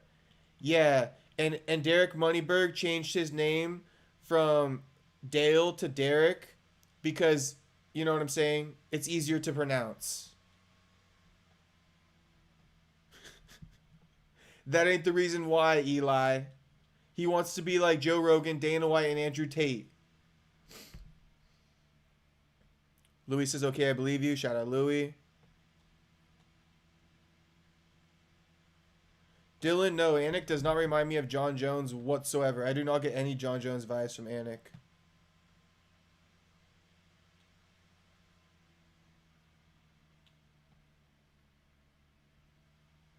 Remember when Anik tried to gaslight the entire UFC fan base and faked quitting? I do remember that. What was that for again, Tyler?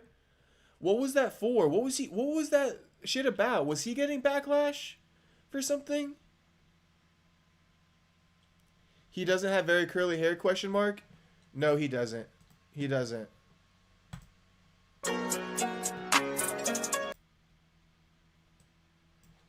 Who hates you? Damn, why did I have to click on that, guys?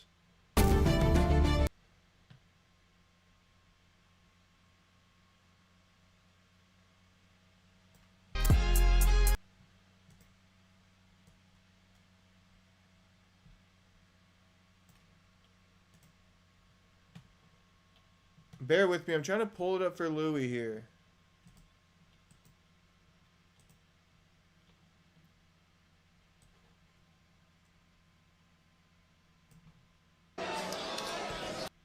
That's the back of John Anik's brother's head. This is the back of John Anik's brother's head. Does that look curly to you in any way or bald? So there you go, Louis.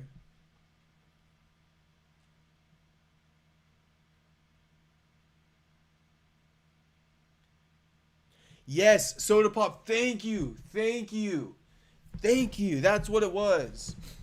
Joaquin went on John Anik's podcast. So Soda Pop goes, yeah, that's when Buckley said that Burns had a fight scheduled with Sean Brady, and Burns said he was lying.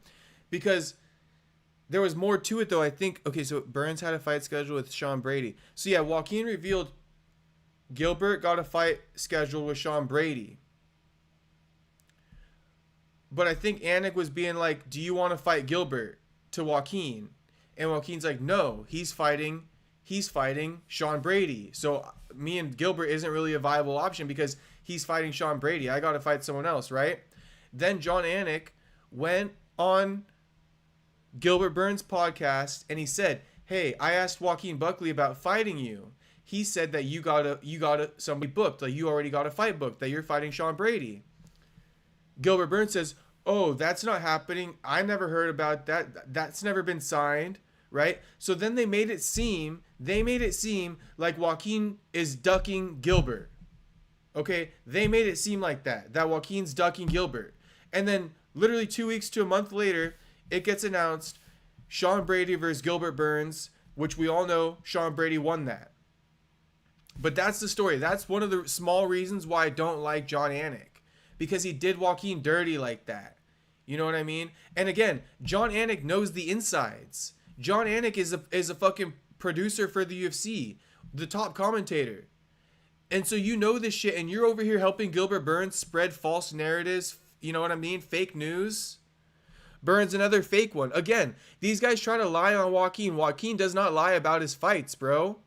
And then, yeah, Soda Pop. Burns another fake one.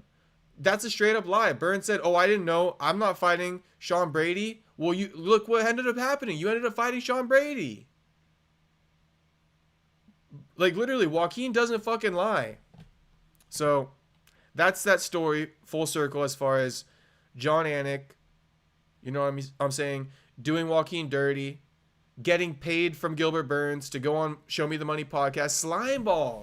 Slimeball, dude, get this dude the fuck out of my face. Taking money and shit like that. Like, I don't know. People could take money, but you're a UFC commentator taking money to go on Show Me the Money pod. Bro, where the fuck is your, like, integrity whatsoever? And just to wrap that up, as far as why it's bad that John Anik takes money to go on Showing the Money pod, because Ariel Helwani, when he goes and calls productions for shows, right? If he were to go do a event for Golden Boy Promotions, right? He will not be paid by Golden Boy, because then it allows people like myself to question his commentary and be like, oh, he's getting paid for Golden Boy, he's not going to say anything negative. And it's the same thing here. Of course, John Anik's getting paid to go on Gilbert Burns' podcast, so he's going to agree with every fucking word he says. But you're a fucking commentator in the UFC. Your word holds weight. People think that you would be unbiased, but here you are taking money to go on Show Me the Money pod, you know what I'm saying, and not keeping it a buck.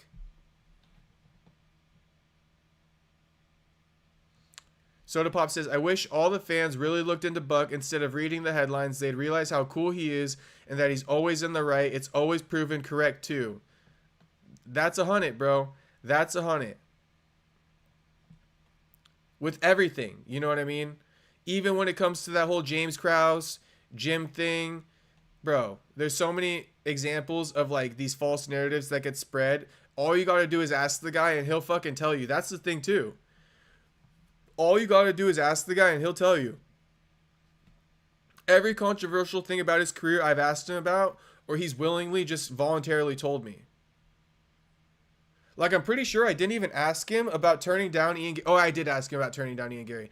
I asked him about turning down Ian Gary. I asked him about his bad gym reputation in St. Louis. You know, he answers all of it. Why people always doing Buck dirty?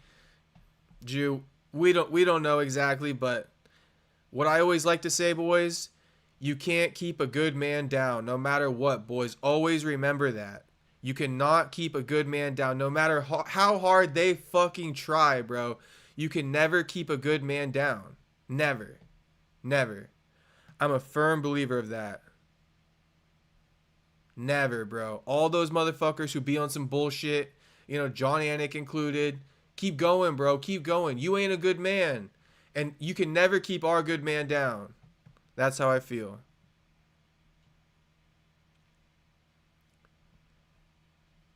Straight bald over all hairstyles, possibly. Louis says he could have curly hair and his brother has normal hair.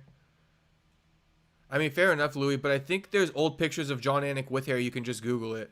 And it doesn't look like it was curly. It was real greaseball shit. Real greaseball shit. Eli's a John Anik supporter. He's calling me silly. Hey, fair enough, Eli. I know a lot of fans are going to disagree with my John Anik take. I knew that one. I knew that would come. We never got to the bottom of why John Anik threatened to quit, though. We're coming up on a 3-hour stream, boys, so we probably got to get out of here. But, let's finish it on why John Anik quit, shall we not? Why did John Anik almost quit? Actually, let me look up some more news topics.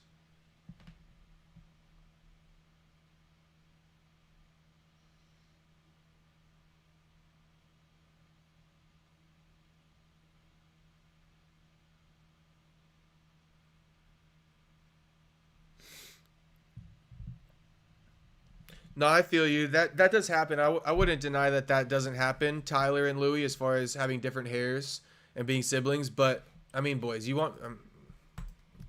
I got to do it, I guess. I got to do it.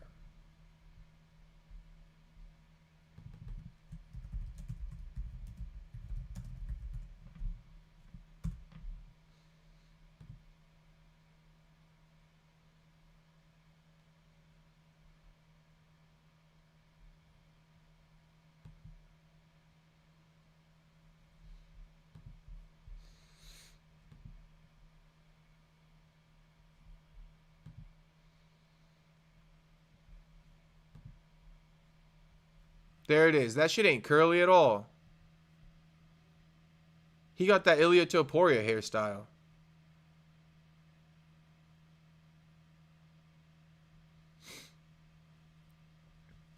Louis, he didn't even turn down Gary for that reason.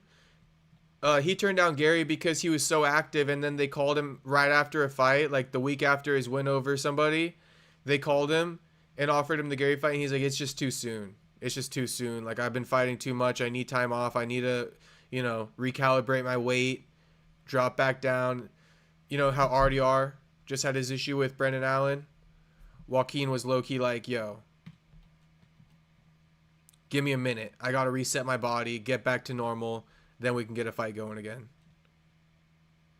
No, you get your hair from your mother's side. She's making it up because she knows he's due for a big payday at the Jake Paul fight.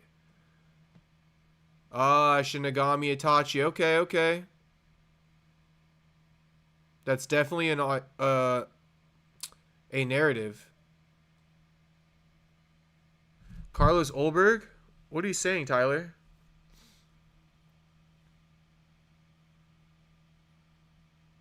Yeah, Jew. And remember I said what I said about Magic Betts earlier in the stream? Magic Betts was the one who first reported that basically Gary vs. Buck was off and that Gary vs. Shavkat was the new booking. That's when I was like, damn, Magic Betts knows his shit. Because I texted Joaquin and I'm like, yo, are you not fighting Ian anymore? Like, I see this report and this dude is known for getting it right. And then Joaquin was like, nah, that's the first I ever heard of it.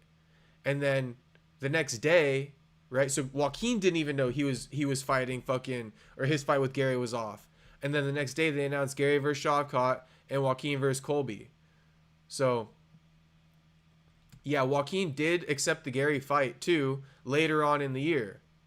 So Joaquin actually turned down Gary in 2024 earlier in the year after I think after the UFC St. Louis fight against that big tall dude, Nursultan. They offered him Gary after the Nursultan fight, and he said, nah, I turned around too quick for Nursultan already. Like, I need some time off. And then he kept it a buck, right? This is the thing, too. He kept it a buck. He said, I just need more time off. And then, boom. Actually, then he goes ahead and he fights Stephen Thompson in, like, October, November, something like that, right? And then he turned around still on short notice, and he accepted that fight against Gary in December. You know, another month turnaround. So it's not like he was trying to duck the work. And even though when he did turn down Gary due to a shorter fight camp, a few months later, he did the same thing that they asked him to do after the win over Nursultan, and he accepted.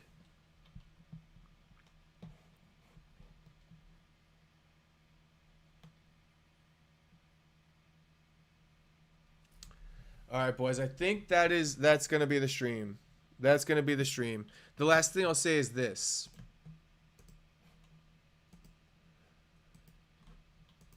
Make of this what you will. I think Josh Thompson said a bunch of nothing. But at the end of the day, Josh Thompson says that a change could be coming to the UFC eye-poke rules before UFC 322 in response to UFC 321's main event ending in a no contest after Cyril Gane double-poked Tom Aspinall. And here's the quote. There probably will be changes to the rules. There's things coming because they don't want their pay-per-view main events to finish like this. There's already been discussions about how they can change the rules, what they can do.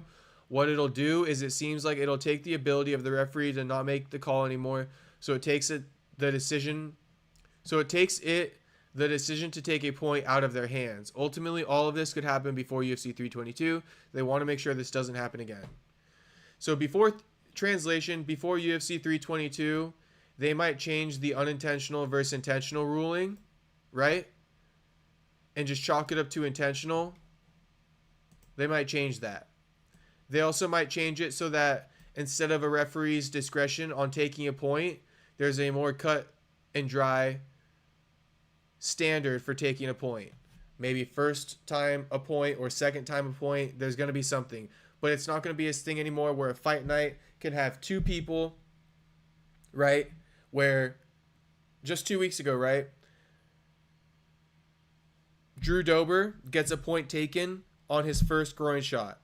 And then Mike Malott doesn't get a point taken for 2 groin shots, right? That they're working, I think, for that to never happen again, for it to be uniform, so that there can't be discrepancies and one person got a point taken for 1 nut shot, but one person didn't get a point taken for 2 nut shots. There's going to be no more discrepancies in that. That's what I'm hoping to see.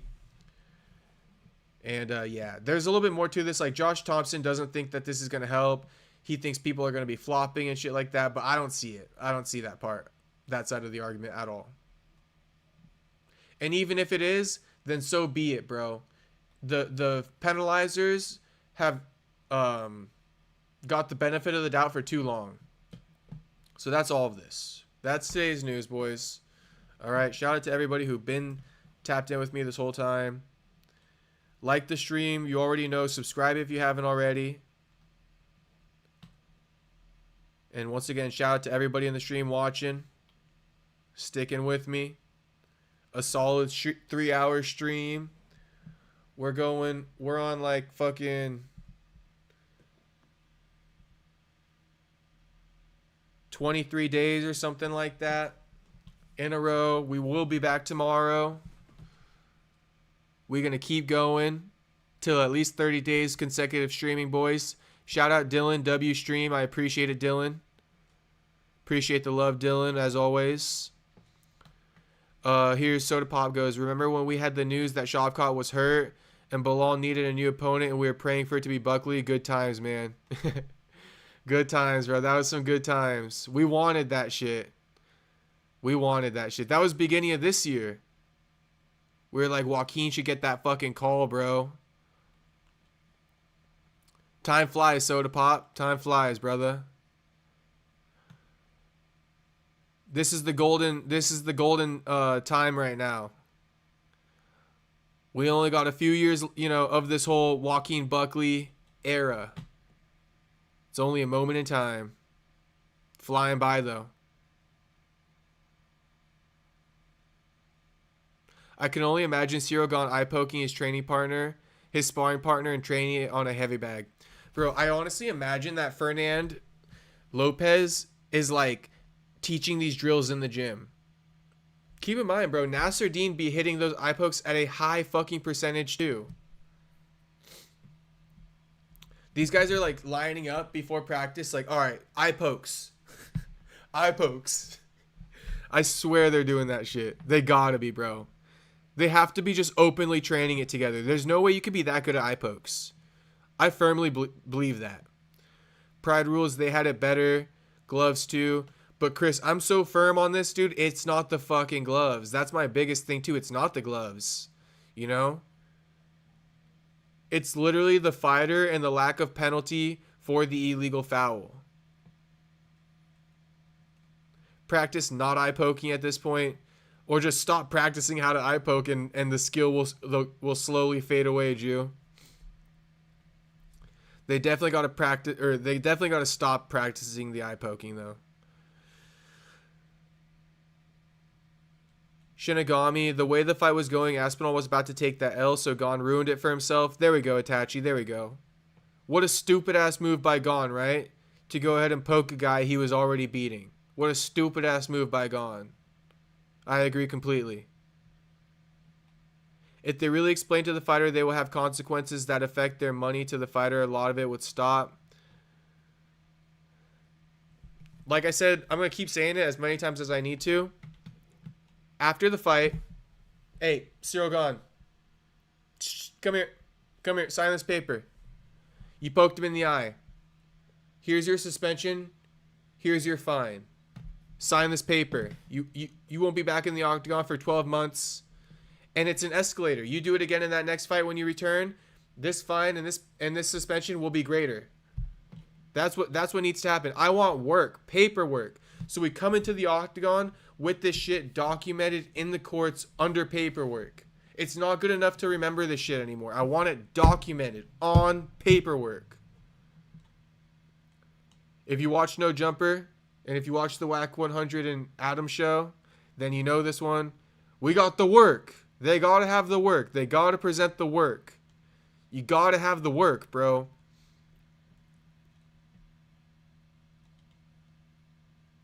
They legalized those 6'9" elbows just to give John Jones another win. 6'12", Chris, 6'12". But 69. Shout out 69. I poke partners, sparring drills, imagine. Bro, that's Nasruddin and Cyril, 3 days a week. 3 days out of the week.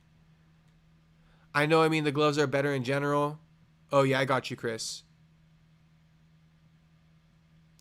Louis, I think Gon's whole gym trains it. They do for sure. They have to. They literally have to, bro. And this is the other weird coincidence. I could be wrong. I don't know. It was a long time ago, and I don't have this off the top of my head.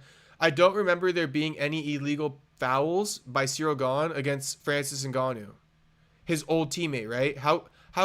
What a coincidence. You don't eye poke your old teammate. Why? Because you guys both are aware of what you guys do. And if you poke Ngannou's going to be like, oh, you dirty motherfucker. I'm aware of that shit. So I don't know. But I do find it a coincidence that Cyril Gane, of all the people he fought recently, the only person I don't think he penalized was Francis Ngannou, his former teammate. And here we are saying, I think Gane's whole gym trains eye pokes. He was going to lose after the first takedown. It's all about perspective. Jody Jebs, hey, new to the channel. Sorry, who is Gervonta D? Well, welcome, Jody. Welcome. The stream's about to be over, Jody, but glad to have you here in the chat. Make sure you subscribe. We are live every night, Jody. And who's Gervonta D? Gervonta Davis is the guy who's fighting Jake Paul in 2 weeks. He's basically like one of the top 3 biggest boxers in the sport right now. That's who Gervonta Davis is.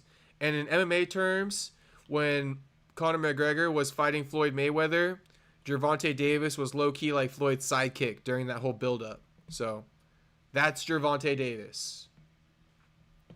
All right, guys. Shout out everybody watching. Shout out everybody who tuned in and stuck with me for all fucking 3 hours. That's some crazy work, boys. That's some crazy fucking work sticking with me that long, but I appreciate you guys.